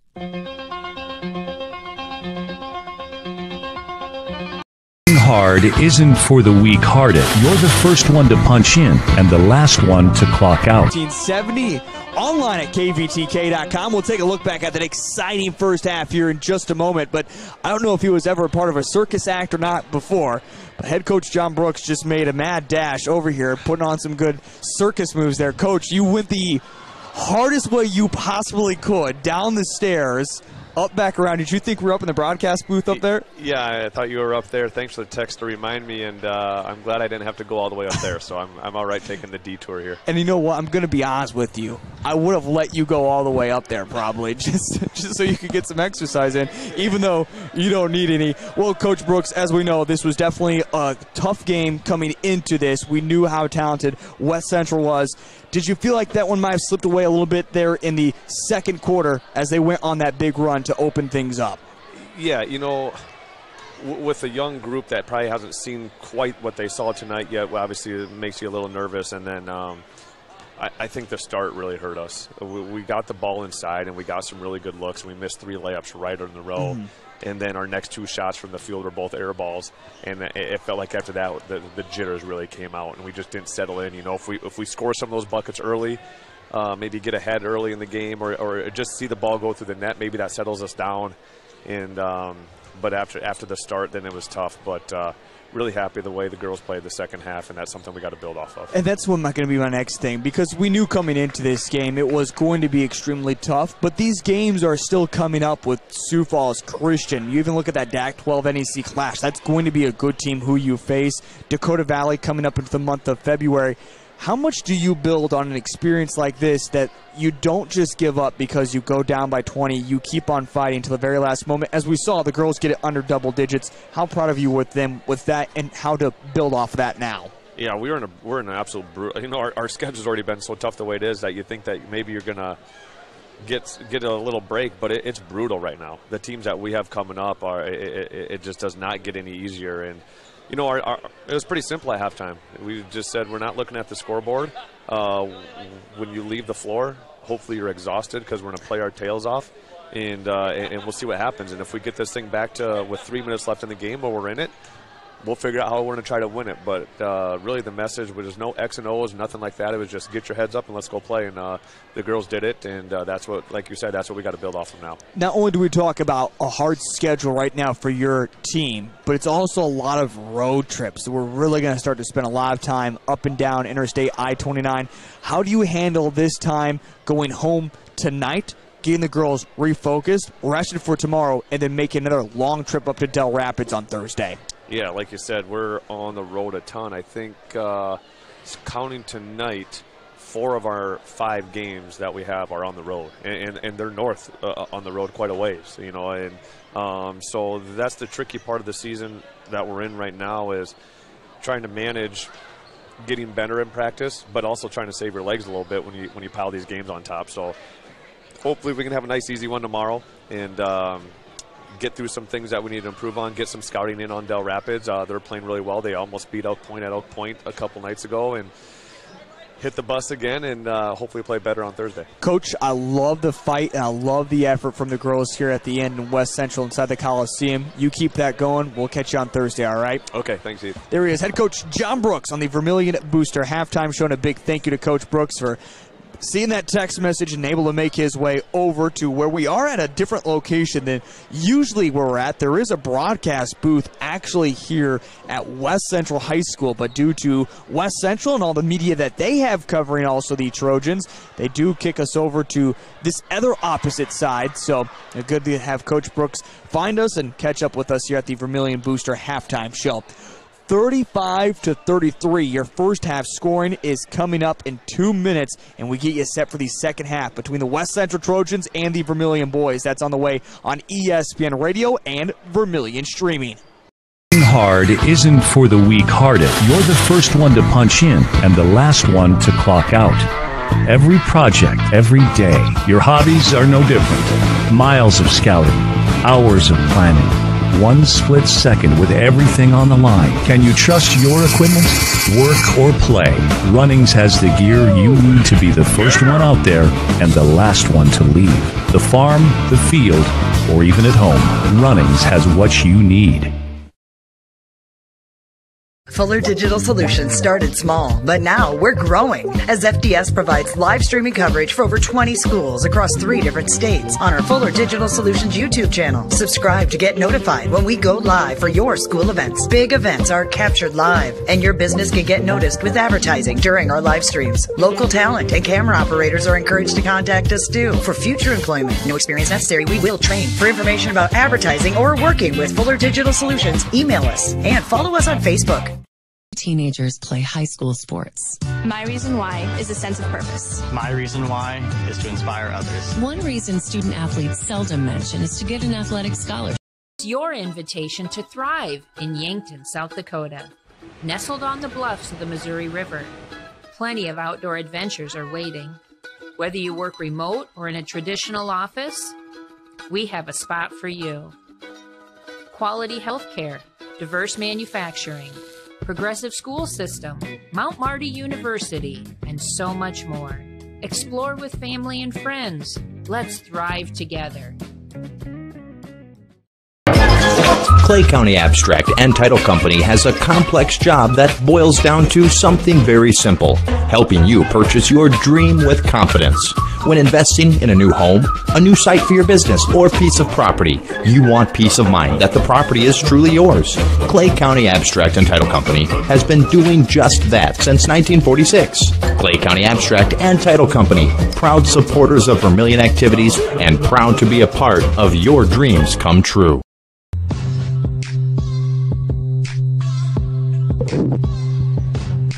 Back here in West Central as we get you set for the second half inside the Coliseum between the Vermillion boys and the West Central Trojans. At halftime, Vermillion has 2 in double figures with 12 points from Jake Jensen. Charlie Ward with the 11 points in the ball game for him. On the opposite side, the West Central Trojans, really, it's been Dylan Jackson. He's gotten 14 points out of the 33 for the Trojans. In fact, he scored 11 in that second quarter. Otherwise, it has been 6 different Trojans that have gotten the scoreboard besides Dylan Jackson. I'd love to see that kind of change for a narrative for the Vermillion Tanagers and shutting down Jackson. If they can do so, you have to have the favorite for Vermillion to win this ball game. But for Vermillion as well, Jake Jensen, Charlie Ward, the way they have played, Nick Sorensen even coming alive, but the quiet man so far, the wild animal himself, TJ Tracy, you really look at him to get going a whole lot more in this third quarter. They have certainly taken him away. He has battled tough defensively, but definitely watch for TJ Tracy to get going a little bit more in this third quarter and even into this second half. We are set and ready to go here in the second half inside the Coliseum between the West Central Trojans and the Vermillion Tanagers. Buckle up and settle down. This one is going to be an exciting second half. It's Tracy driving and kick out to Carter Mart in the corner. Didn't take it. Back out to Jake Jensen. Catch and shoot 3. This one's off the heel of the iron. Ball's being tipped around. Last touched by Jake Jensen. Charlie Ward, Jake Jensen, Carter Mart, TJ Tracy, Nick Sorensen. Starting 5 for Vermillion. West Central, Jacob Krempcheese, Grafton Strope, Braden Herr, Braden Derricks, and also Dylan Jackson on the court right now. Speaking of Jackson, again, 14 points for him in the ball game. He leads all scorers, has it. Over to Krempcheese. Krempcheese down to the low block, makes a pass out. No, foul called as he was getting ready to make the pass. The foul goes against TJ Tracy. Tracy now picks up his second personal and the first team foul. Vermillion really stayed out of foul trouble in that first half, only giving up a total of 4 team fouls. But Tracy does pick up now his second personal. Inbound to Derricks to the top with Grafton. He shoots the 3. This one's off the mark, puts an offensive rebound. It's a deflection by Nick Sorensen, goes out of bounds, and they say at last touch off of Braden Derricks, it will be Vermillion basketball. All right, both teams have come out and thrown a simple punch. They felt each other out. Here we go. 35-33, 7:08 third quarter. It's Charlie Ward. Ward to Sorensen.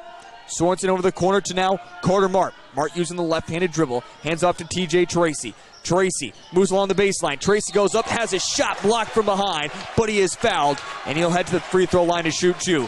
And immediately a minute into this game, Tracy starting to drive more and work that baseline, get involved at the glass. Love to see that from TJ Tracy. That's where he's dominant. Again, was our Latte Da player of the game on Friday against the Crofton Blue Dragons.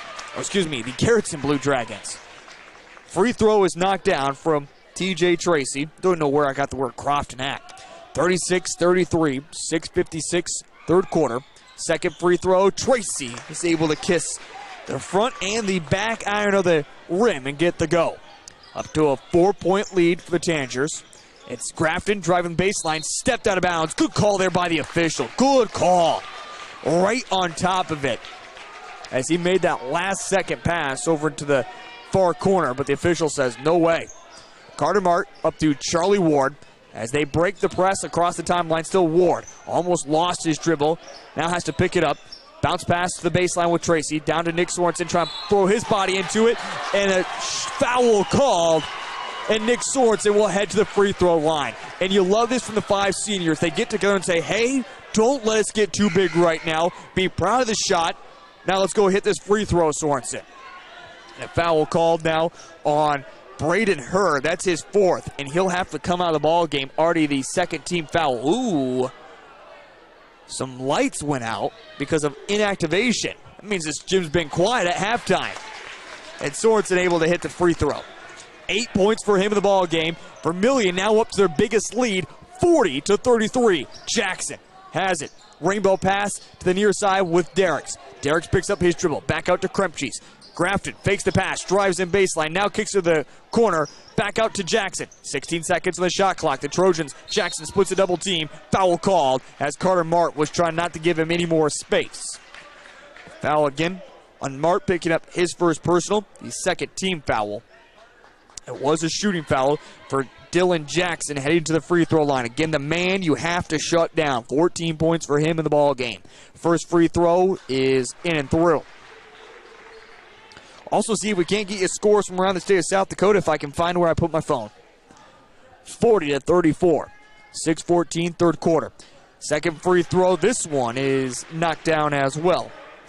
From Dylan Jackson, now 16 points for him in the ball game. A high pass to Nick Sorensen. Good call there by the official once again. An even worse play there by Owen Heath. It was a tall pass no matter what.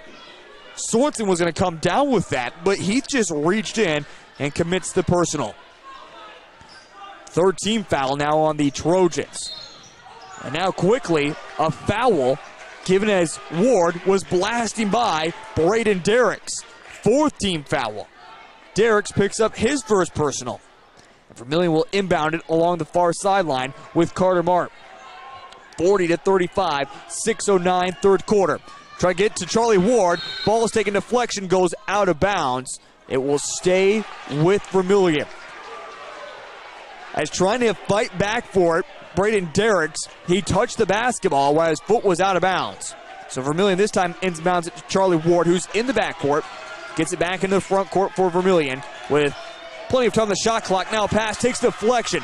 It's Jackson. Up to Derek. Splits a bounce pass. Thrown away by Charlie Ward, who played the perfect defense on that. A 2-on-1, and somehow the one-man wins it. Now Jackson pokes it away from Jensen. Jackson, the 2-on-1. Finishes it himself.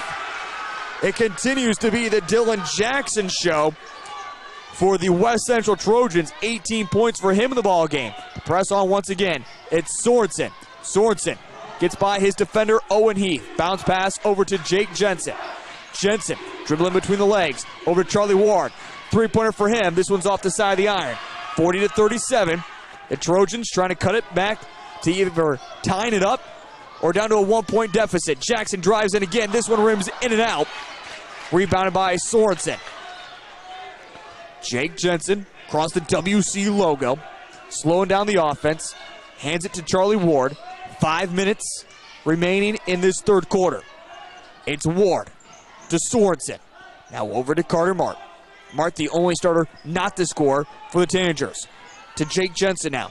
Jensen still with his left-handed dribble.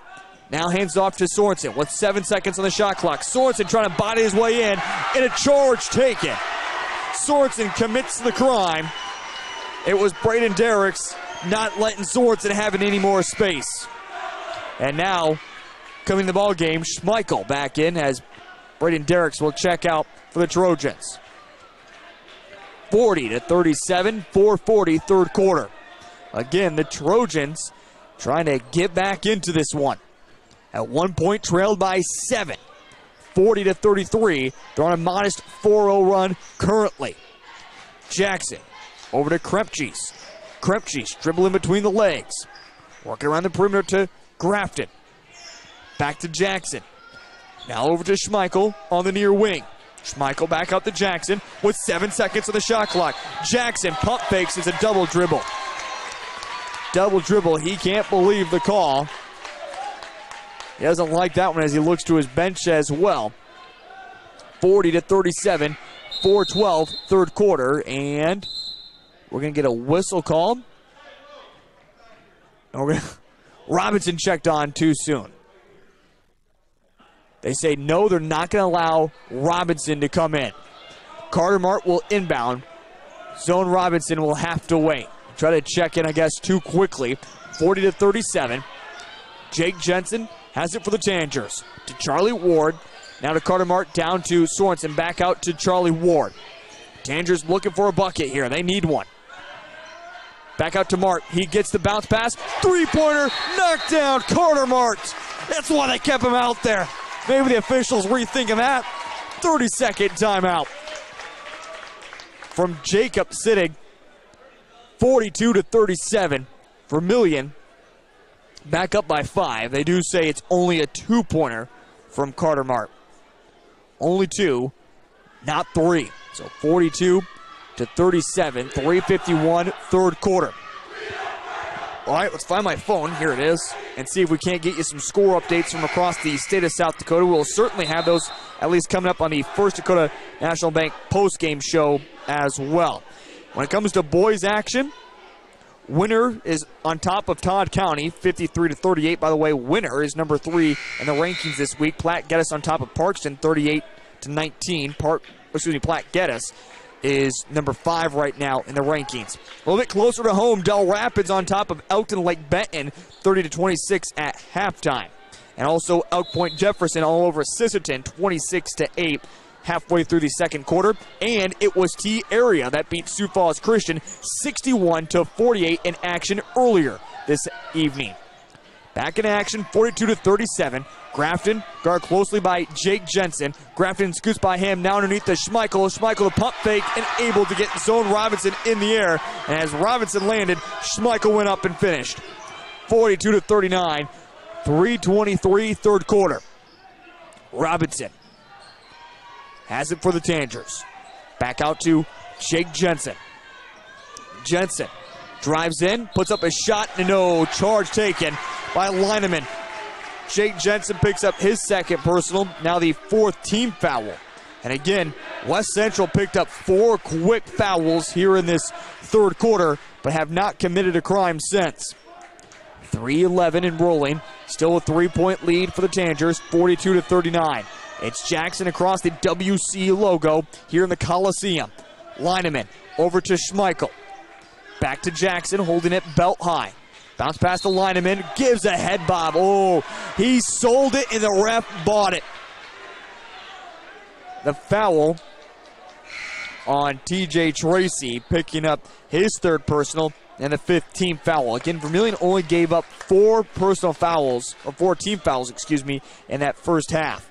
And now Tracy's going to have to come out of the ball game as Carter Hansen will check back in. Trojans have it. Grafton. Bounce pass now down to Jackson. At the low block, goes up with a shot, gets it to go. Jackson continues to have himself a great ball game. Now 20 points this evening, and it's back to just a 1-point lead for Vermillion. And now Jake Jensen pushes over Jackson, and Jake Jensen commits his third personal, the 6th team foul, and Dylan Jackson gets it back for the Trojans. 42-41, 2:39 third quarter. Again, it really is going all through Dylan Jackson right now, and the Tanagers have just had no opportunity really to stop him. Grafton, three-pointer, swish. It's a big one. Grafton, his first point since the first quarter, and it's back up to a 2-point lead for the Trojans. Bounce pass to Jake Jensen from Robinson. Jensen dribbling between the legs. Vermillion needs to quiet the fans of West Central now, who are in full throw. It's Sorensen. The left hook gets it to go, and Sorensen does exactly that. The crowd falls silent. We're tied once again, 44-44. It's Jackson. Now it's a lane to Schmeichel. Over to the corner, Owen Heath. Three-pointer. This one off the side of the iron. Rebounded by the Tanagers. Trying to take back their lead. It's with Ward. Ward gets a screen from Sorensen. Down to the baseline. Back out Ward on the far wing. Back to Ward. Three-pointer. Gets it. And Charlie Ward answers back. Tanagers on a modest 5-0 run. They lead it by 3. 47-44. 90 seconds remaining in this third quarter. Don't go anywhere. Grafton, a three-pointer. He leaves this one short. Carter Hansen, a recent sub, gets the rebound. And now Charlie, he's just going to take a breather as he gets it across the WC logo. West Central, crowd back into it. Now it's Jake Jensen to Sorensen. Sorensen bodying up in the lane. Left hook, gets it to go. Nick Sorensen, 12 points for him in the ball game. 5-point lead for the Tanagers. 49-44. The Tanagers go on a little bit of their own run, a 7-0 run. Now Schmeichel's confused on the play call. The answer is just get it to Jackson. 48 seconds and rolling, 18 seconds on the shot clock. It's still Jackson. Baseline drive. Pass out to Lineman. Lineman to Grafton. Three-pointer for him. This one's off the front of the iron. Ball tipped around. Sorensen comes away with it. Jackson trying to fight for it back. Vermillion can hold for the last second shot as it's 1.8, that separates the shot clock from the game clock. It's Charlie Ward who has it. Ward over to Jake Jensen. Back to Charlie Ward. Again, WC logo. Vermillion holding on to it with a 5-point lead. 49-44. It's with Jensen. He almost loses it. Ball's being knocked around. Jensen gets it back. Tries to make a behind-the-back pass. Grafton steals it away. Grafton, right before the buzzer, lays it up and in. That is the shot the Trojans needed from Grafton Strope right before the buzzer. He now has 10 points in the ball game, and it's a 3-point lead as we head to the fourth quarter. Don't go anywhere. We're back in 60 seconds on ESPN Radio and Vermillion Streaming. Olson, owner of Blaine's Body Shop in Vermillion. I grew up here, graduated here, and now have a business here. I'm proud to serve the community that has helped me live this dream. I have top-notch equipment, the latest in training, along with a work ethic and the desire to serve you. Should you need repairs in the future, please remember Blaine's Body Shop across from Polaris on the Highway 50 bypass in Vermillion. Blaine's Body Shop. Blaine's Body Shop. Automotive Collision Repair. Now online at blainsbodyshop.com. At Knutson Family Dentistry in Vermillion, they strive to provide the highest quality patient-centered dental care in a friendly, relaxing atmosphere. Knutson Family Dentistry works hard to provide the best cosmetic, general, and emergency dental treatment in the area. With over 50 years of combined dental experience, the latest dental technology, and a professional and compassionate staff, they're your top choice for dental care. Call for an appointment at 605-857-8008. Knutson Family Dentistry of Vermillion.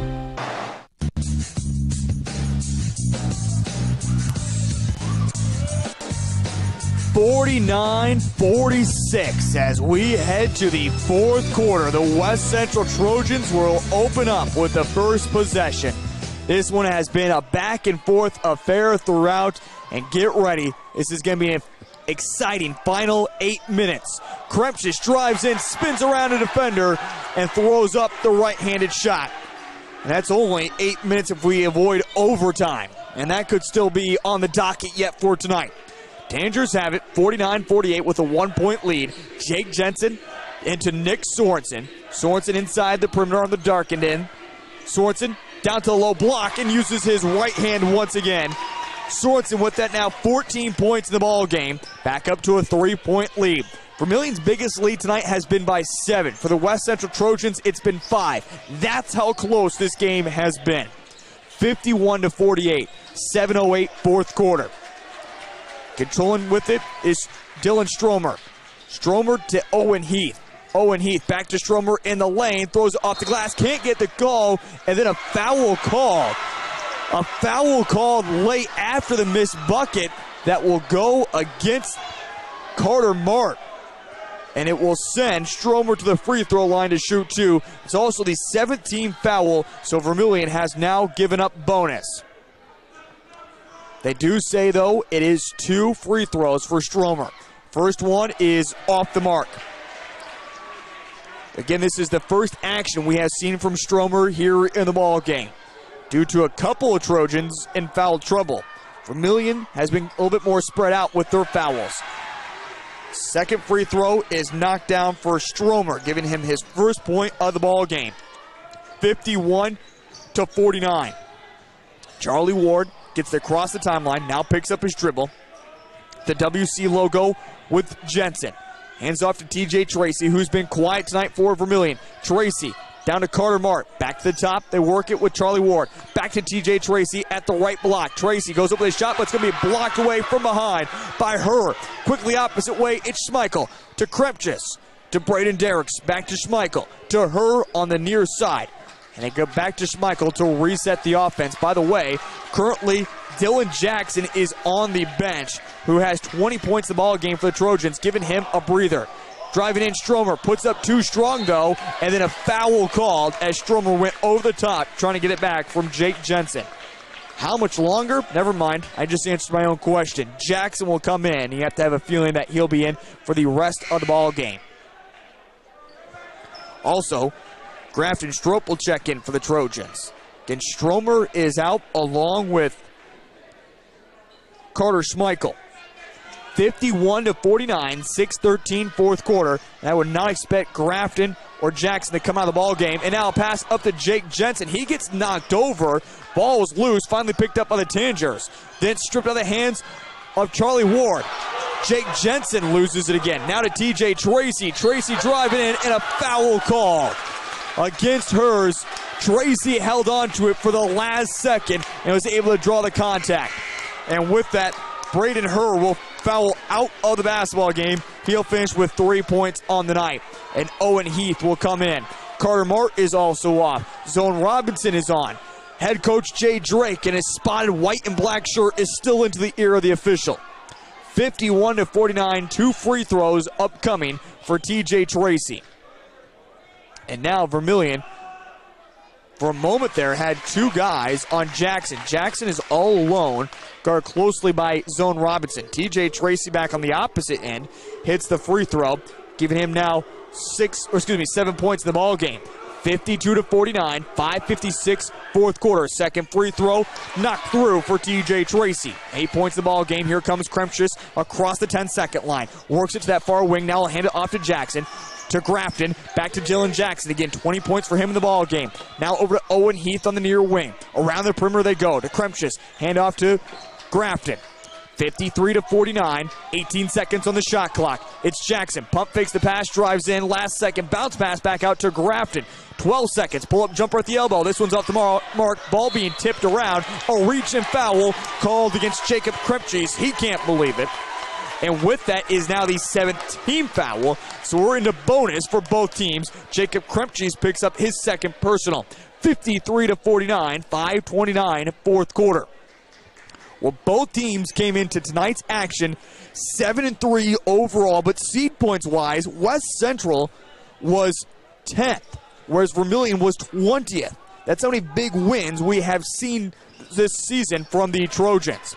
On the one-on-one opportunity, Charlie Ward's off the mark. Quickly the opposite way, losing it out of bounds is Braden Derricks. He was all alone by himself, but couldn't handle the hot pocket, and it goes out of bounds.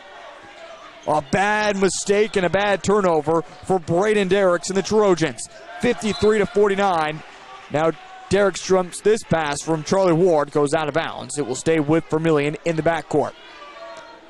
Robinson this time bounce pass to Jake Jensen. Jensen using his elbow to get a little bit of separation. Now up to Charlie Ward across the timeline. TJ Tracy to Jake Jensen. Jensen down to a low block, tries to finish it strong. He can't do so. Gets back his own rebound, almost has it stripped out of his hands. And they call it, it was tied up for a moment between Dylan Jackson and Jake Jensen. For just the slightest of moments, they say it will possession arrow favor the Tanagers. 53-49, 5:06 fourth quarter. Ward gets it to Sorensen. Sorensen trying to battle his way in, knocks over his defender, and a foul called. A foul against Nick Sorensen. Tanager fans don't like it. Nick Sorensen picks up his second personal, the 8th team foul, and now a timeout is going to be called. Nick Sorensen's going to go to the official and just ask to make sure what the call was because he missed it. Tonight's action is brought to you by our corporate sponsor, First Dakota National Bank. Meet their banking dream team in Vermillion at First Dakota National Bank. Their banking team offers you the personal hometown banking service with a smile. Their goal is always to provide you with great customer service and to listen to your needs while providing banking solutions that truly fit you.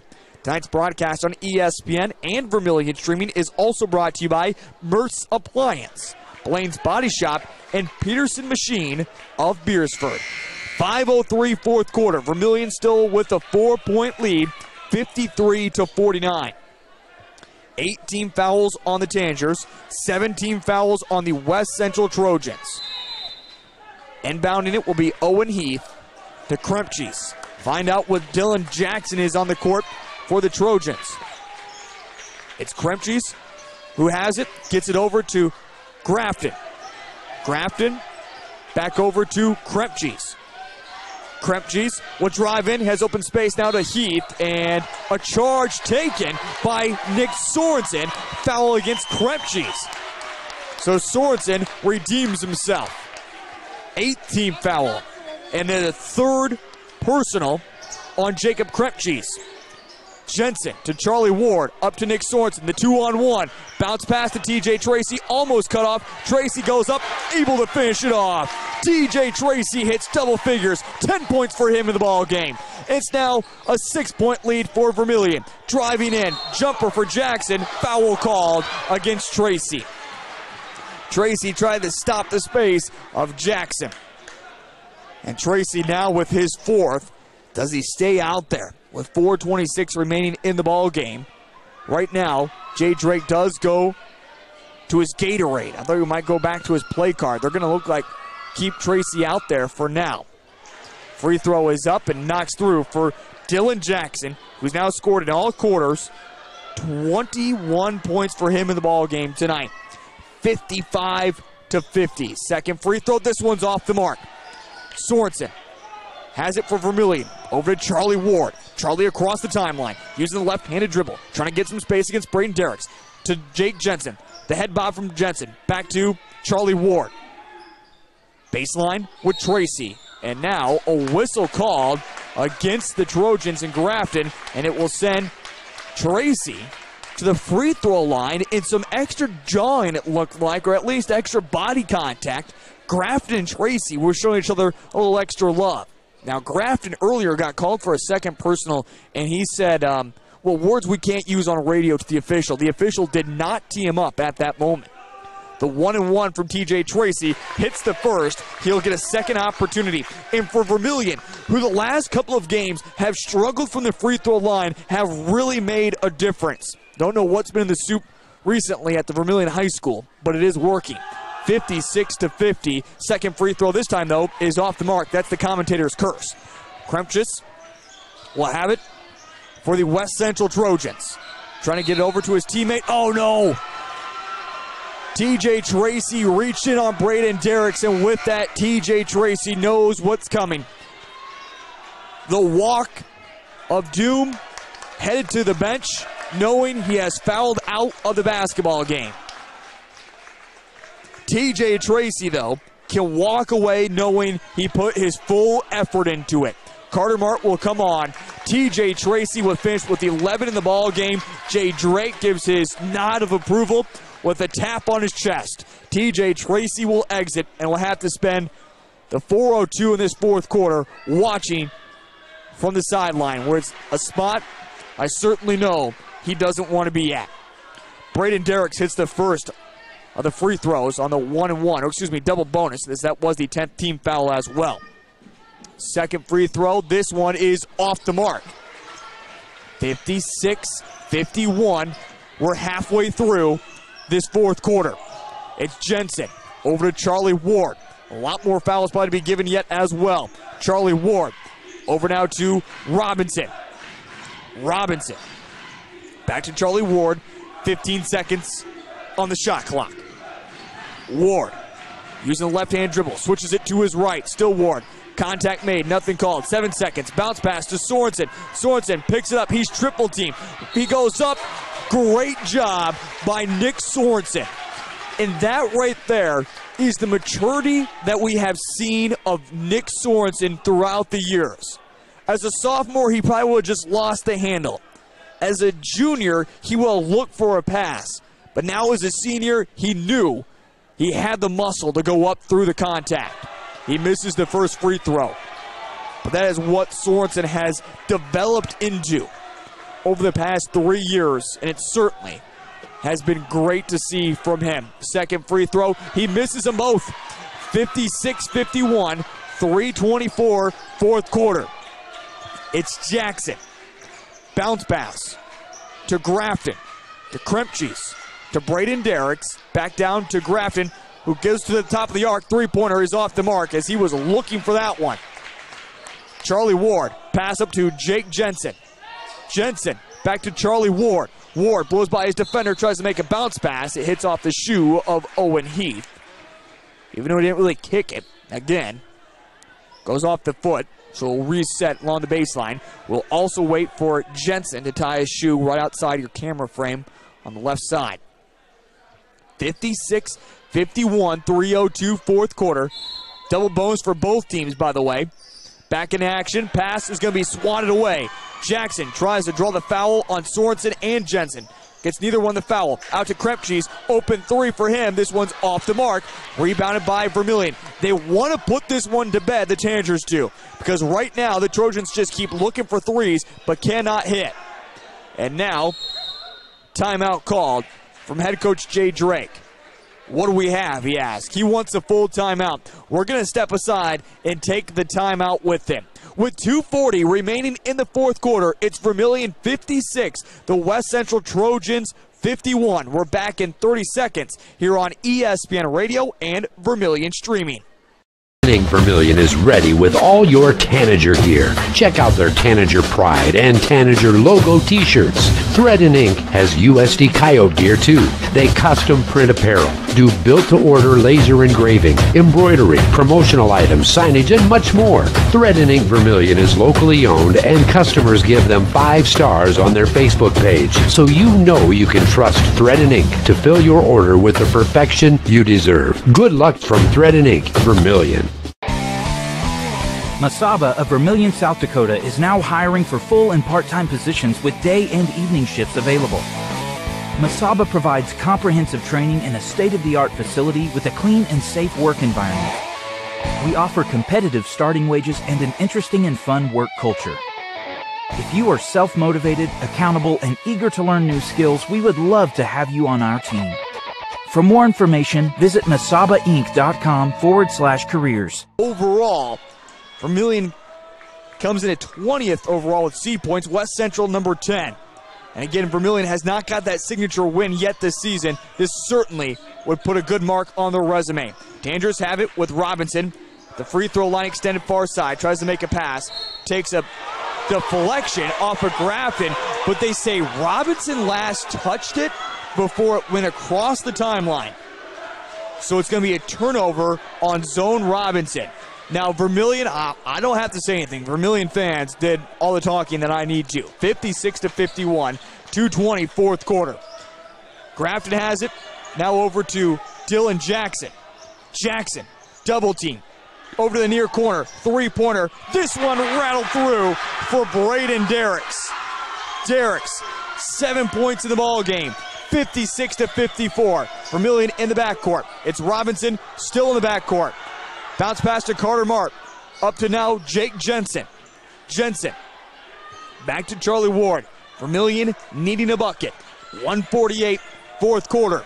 Charlie Ward switches it to his left hand now. Bounce pass to Jake Jensen.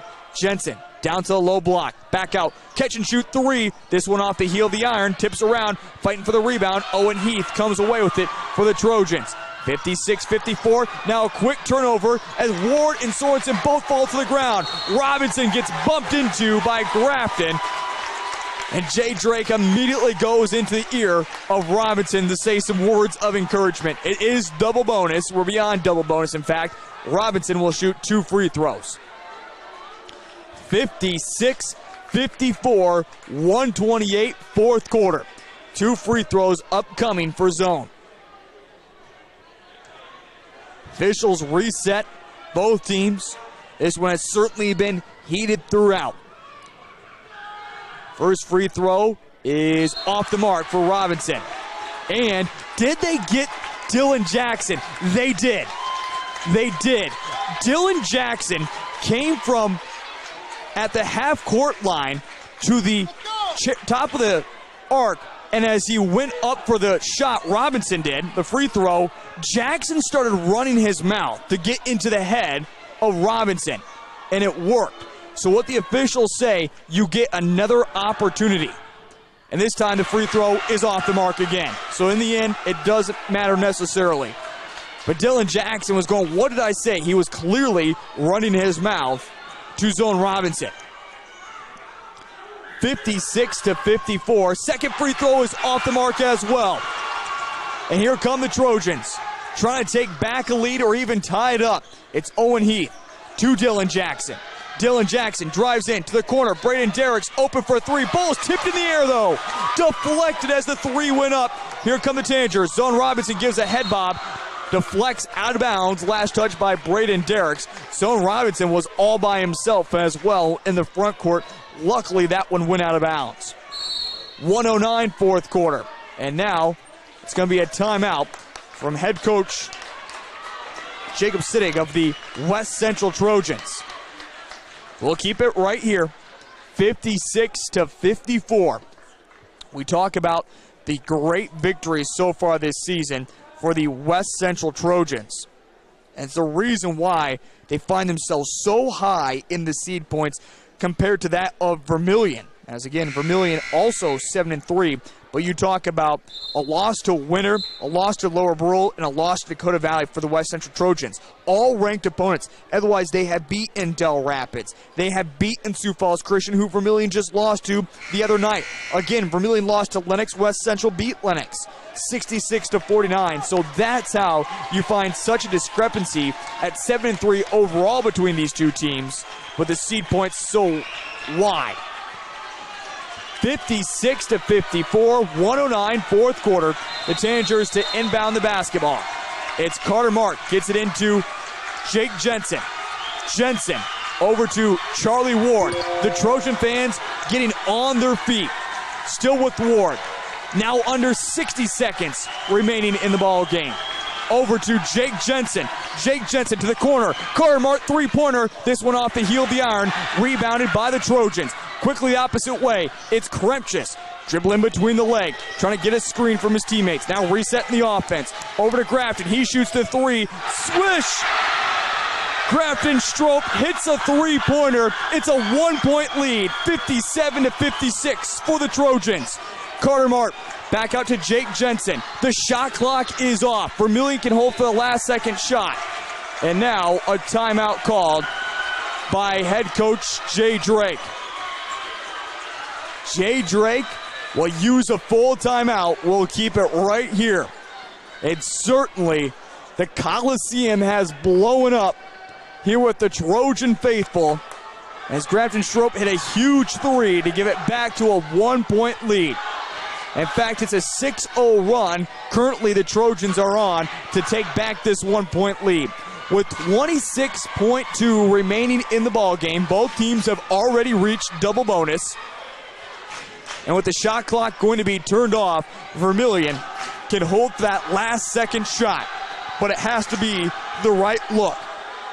The question is, do you attack inside with Nick Sorensen? Another key piece to this Tanger offense, TJ Tracy, has been spending the last 4+ minutes of game time on the bench as he fouled out with 11 points. The Coliseum is booming with the Trojans. Vermillion faithful who have shown up in force, not quite as loud. 57-56. 26.2 remaining in the ball game. Charlie Ward will inbound it for the Tangers on the far sideline. What was drawn up during the 60-second timeout?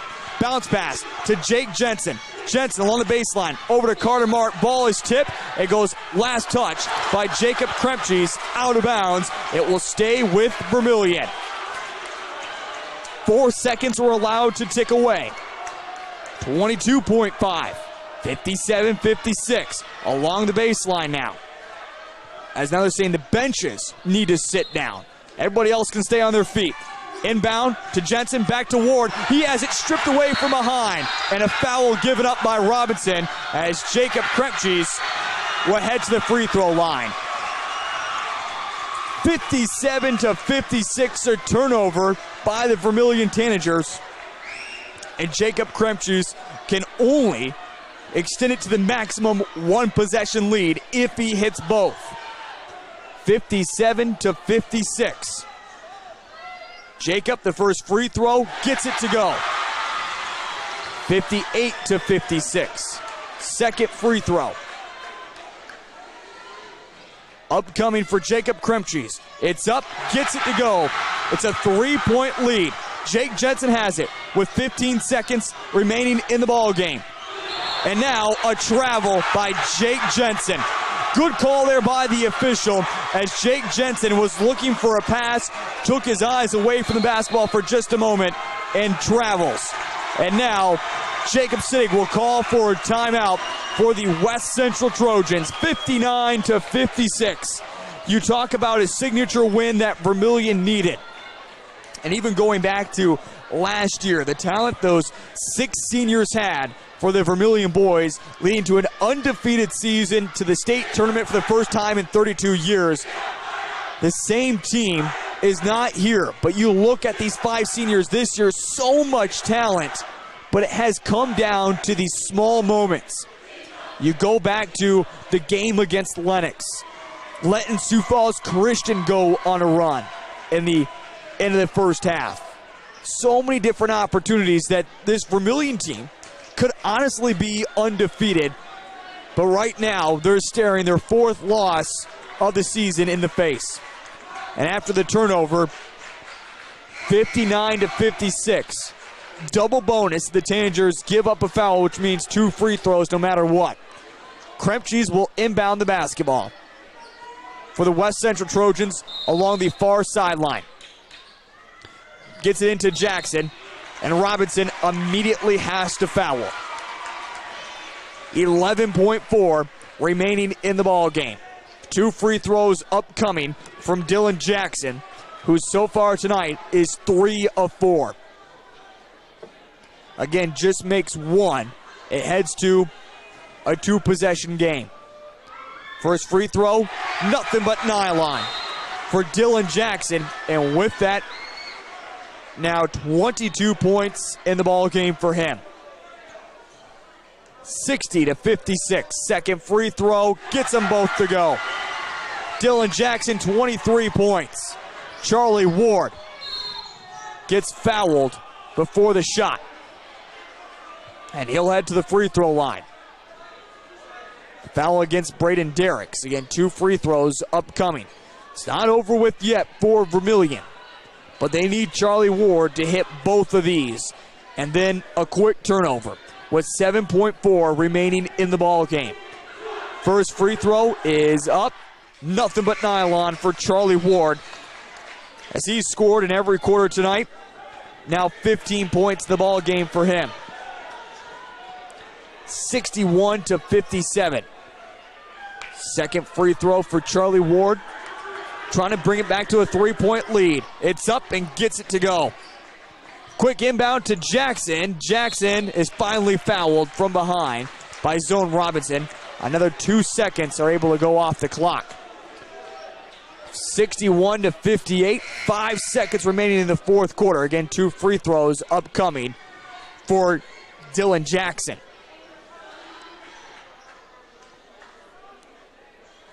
And by the way, that was also the 5th foul on Zone Robinson. So he'll foul out of the basketball game with 3 points.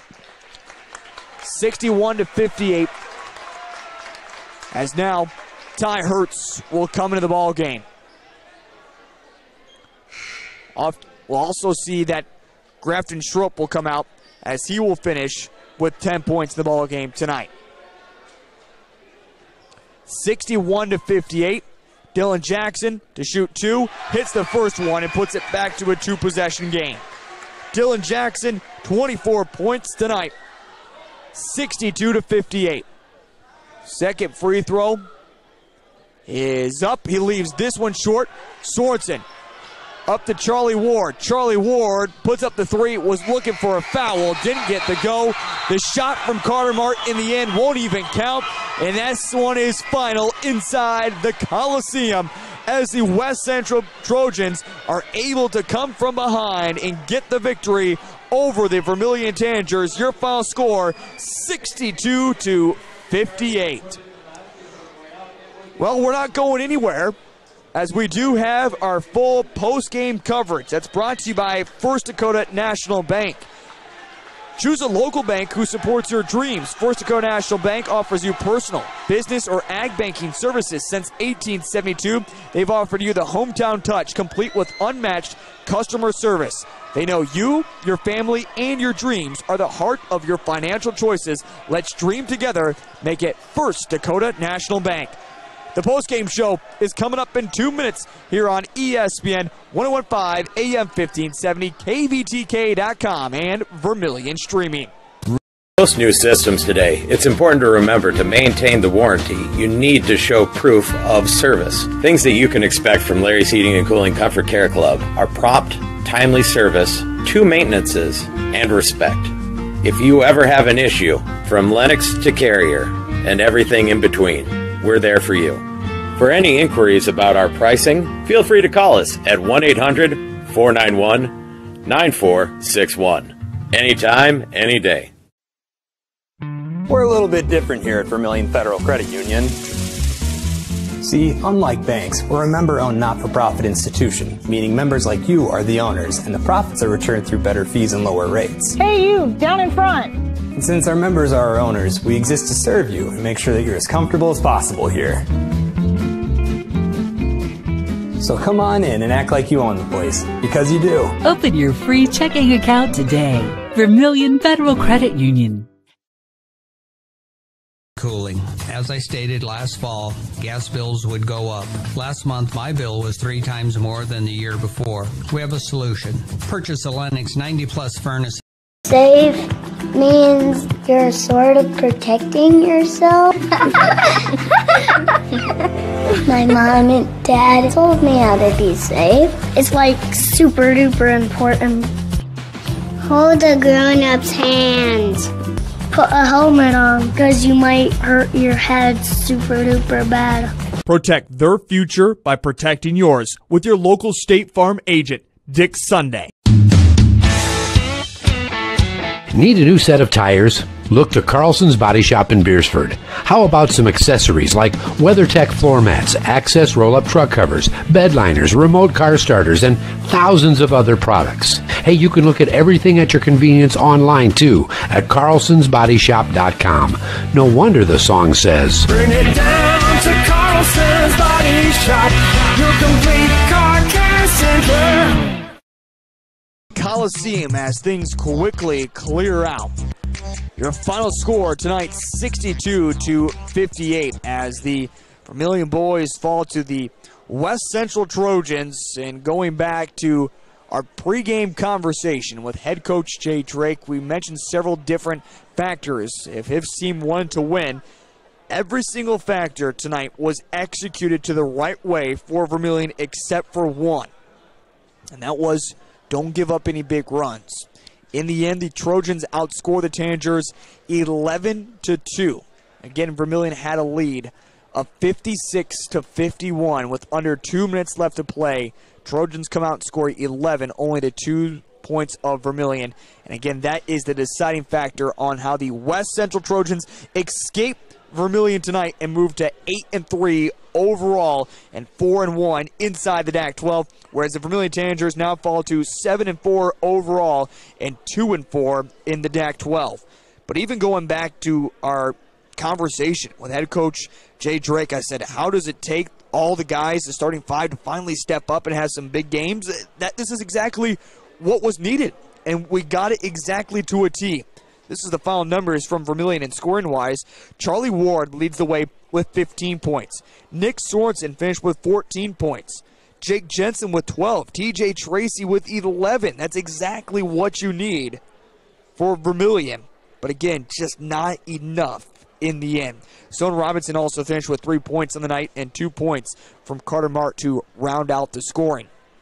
On the opposite side, the West Central Trojans, I don't know if Vermillion has really seen an outstanding ball player that can just really take over a game yet this season. But they saw that tonight with Dylan Jackson as he finished with 24 points in the ball game. Otherwise, Gafton Strope finished with 10 points. But the other deciding factor in this one is a total of 8 different Trojans scored tonight. 4 points from Jacob Crumpcheese. 7 points as well from Braden Derricks. 5 points from Schmeichel.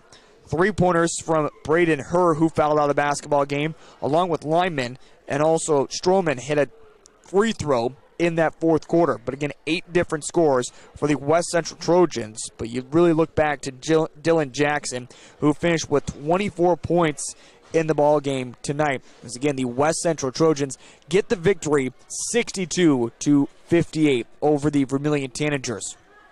Well, I ragged on him early in the first quarter and even into the second quarter, and I think he would take it as well. But our Latte Da player of the game has to go to Nick Sorensen. He continues to step up. He really is able to hit some shots here in the ball game tonight. So our Latte Da player of the game is Nick Sorensen on the boys side of action. If you missed out on it earlier, Casey Hansen was our Latte Da player of the game on the girls' side.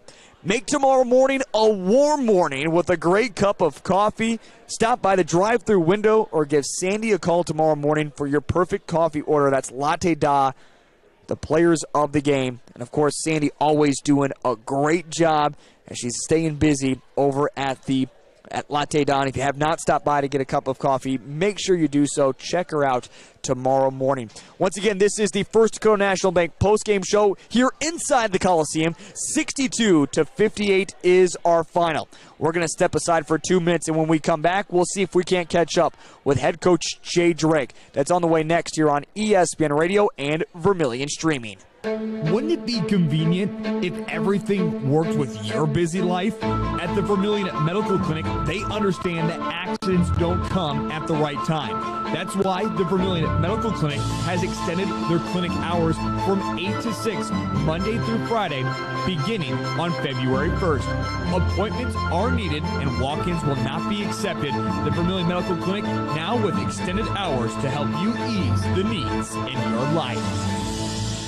Peterson Machine in Beersford is your full-service quality John Deere dealer. The latest John Deere combines and tractors to lawn equipment you can count on. Peterson Machine in Beersford will bring you the best value for your dollar, along with professional service and parts to keep it going. Check out the big section of used equipment as well. Need a hard-working farm hand? Peterson Machine also carries a full line of Polaris ATVs and UTVs ready for the toughest jobs. No matter what the job, Polaris keeps you going. Check the full inventory at petersonmachine.com. Watching high school sports with Fuller Digital Solutions is convenient and free. Check out the Fuller Digital Solutions live stream on YouTube for area high school sports. Watch right from the comfort of your couch. And have you thought about advertising during the Fuller Digital Solution live streams? Thousands of viewers could see your business. Email fullerdigitalsolutions@gmail.com if you're interested. Bringing live high school sports streaming to you, Fuller Digital Solutions. Look us up on YouTube.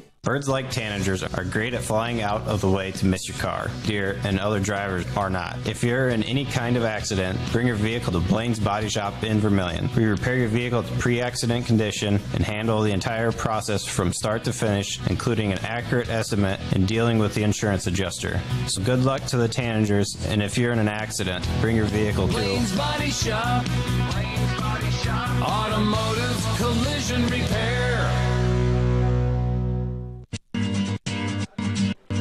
This is the First Dakota National Bank post-game show here on ESPN 1015 AM 1570, online at kvtk.com, as it's time for our Blaine's Body Shop conversation with head coach Jay Drake. And Coach Drake, I go back to our pregame conversation that we had earlier today and what needed to go right if you want to win. I think everything went exactly right except for probably the final 2 minutes when you give up an 11-2 run to the Trojans. Otherwise, the effort, the way these guys played tonight, the speed, it was all there. Just in the end, come up on the wrong side. What was your takeaway from tonight's action?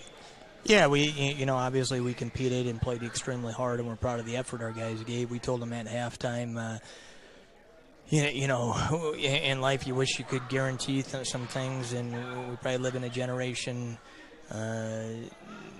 no offense to them, but a generation where everyone thinks they should be able to get anything and are entitled to things and want it the easy way. And we told them at halftime that we need to have the same effort in the second half. And I wish if we give that same effort, I wish I could guarantee you at halftime that you're going to win the basketball game, and I can't. But if we give that same effort, we'll have a chance.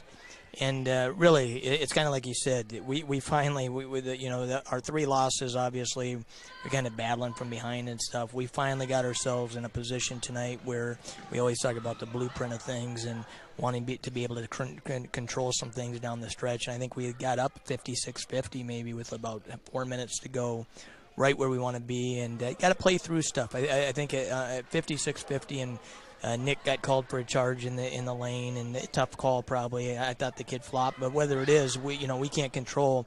That's out of our control, a call, but we can control the other end. And even late in the game, Stroup on his three out here, he's their best player, and we've got to be up on him. We can't give him a look like that. But little things, we got rattled. We didn't finish off a game, and that's on us, and it hurts because we had a chance to really start this week off on a good note. And I think we let some calls out there. I didn't think we were strong with the ball in the second half at times, especially down the stretch. We got a little rattled, probably played a little bit not to lose. But the other thing is what people forget sometimes is we had a stretch there in that final half of the quarter where I know we missed some free throws again. Mm-hmm. And, it's just huge things. And maybe a game goes from 4 right back to 6 if you knock one or two down. Maybe it goes from 2 back to 4, making it a 2-possession game. And what you don't understand, or it doesn't guarantee you a win, but it might change some things they do. Maybe if you go up 4 in 2 possessions, they launch a tough 3, and if you can get a board, now you're sitting maybe shooting more free throws. We haven't done those things, taking care to finish off. And a lot of that is, I still think, we keep harping on our crew about mental toughness. I wish I had the answer on how you just correct those things. It's not always that easy. But we've got to get mentally tougher across the board on the court. Our guys get rattled too easy. They let things affect them. And it's costing us on both ends, offensively at times, defensively on lapses, stepping up to the free throw line. And those things add up, because against good teams, you don't have much air the way it is. And you let a few of those things bother you or get to you. That's why you're going to come out on the short end. If we could open up the door for a moment and look a little bit more into that locker room, is there leadership that needs to be stepped up from one of the seniors a little bit more? Is there maybe an extra pressure on some of those players? Or how does that attitude get corrected from kind of a team aspect, not from a coaching aspect, but from a player aspect? Yeah, I wish I had the answer. I just feel right now our group, we got 5 good seniors, and they need to lead us, especially in key moments in basketball games. But some of it right now is we get rattled too easy, and sometimes we've had opportunities. Tonight I thought we had a number of opportunities where you're just looking to get a stop, one stop, or step up, knock a few free throws down, make a play. We just haven't done it. And the hard thing right now with our group, we told them yesterday, is it gets tougher then, because now it's like we said, we look at this kind of the 4th team that you could say is probably a top 10 caliber team, right? And West Central is a good basketball team. And like I said, they had Sioux Falls Christian down 25 in the second half. They had Del Rapids down 24. They have Lennox down 17. They're a very good basketball team, and we did everything we needed to do to have a chance to win the game. And we just didn't get over the hump. But it makes it that much tougher now, because now in your back of your mind here, you're sitting here saying, hey, 4th, we've had 4 of these, and we keep coming out on the short end of these. And we're going to have another one on Thursday night. Del Rapids is as good, if not better, than a West Central team. And going off that, you get ready for a Del Rapids team, and I know you don't like to relive through the moments at that state tournament, but is there any emotion that does carry over from a year ago, that what happened during that state tournament, or how do you handle going into that game also desperately looking for a win? Yeah, obviously, it's just, even the last 2 years, 2 years ago they got us in the Sodak 16 in a close one for a chance to go to the state tournament, and obviously the first round of the state tournament last year. So, we really aren't. It's tough, and those were frustrating losses, and but it's a new team. They have some of those same guys back. We have a couple guys that have played in those games in the last couple of years.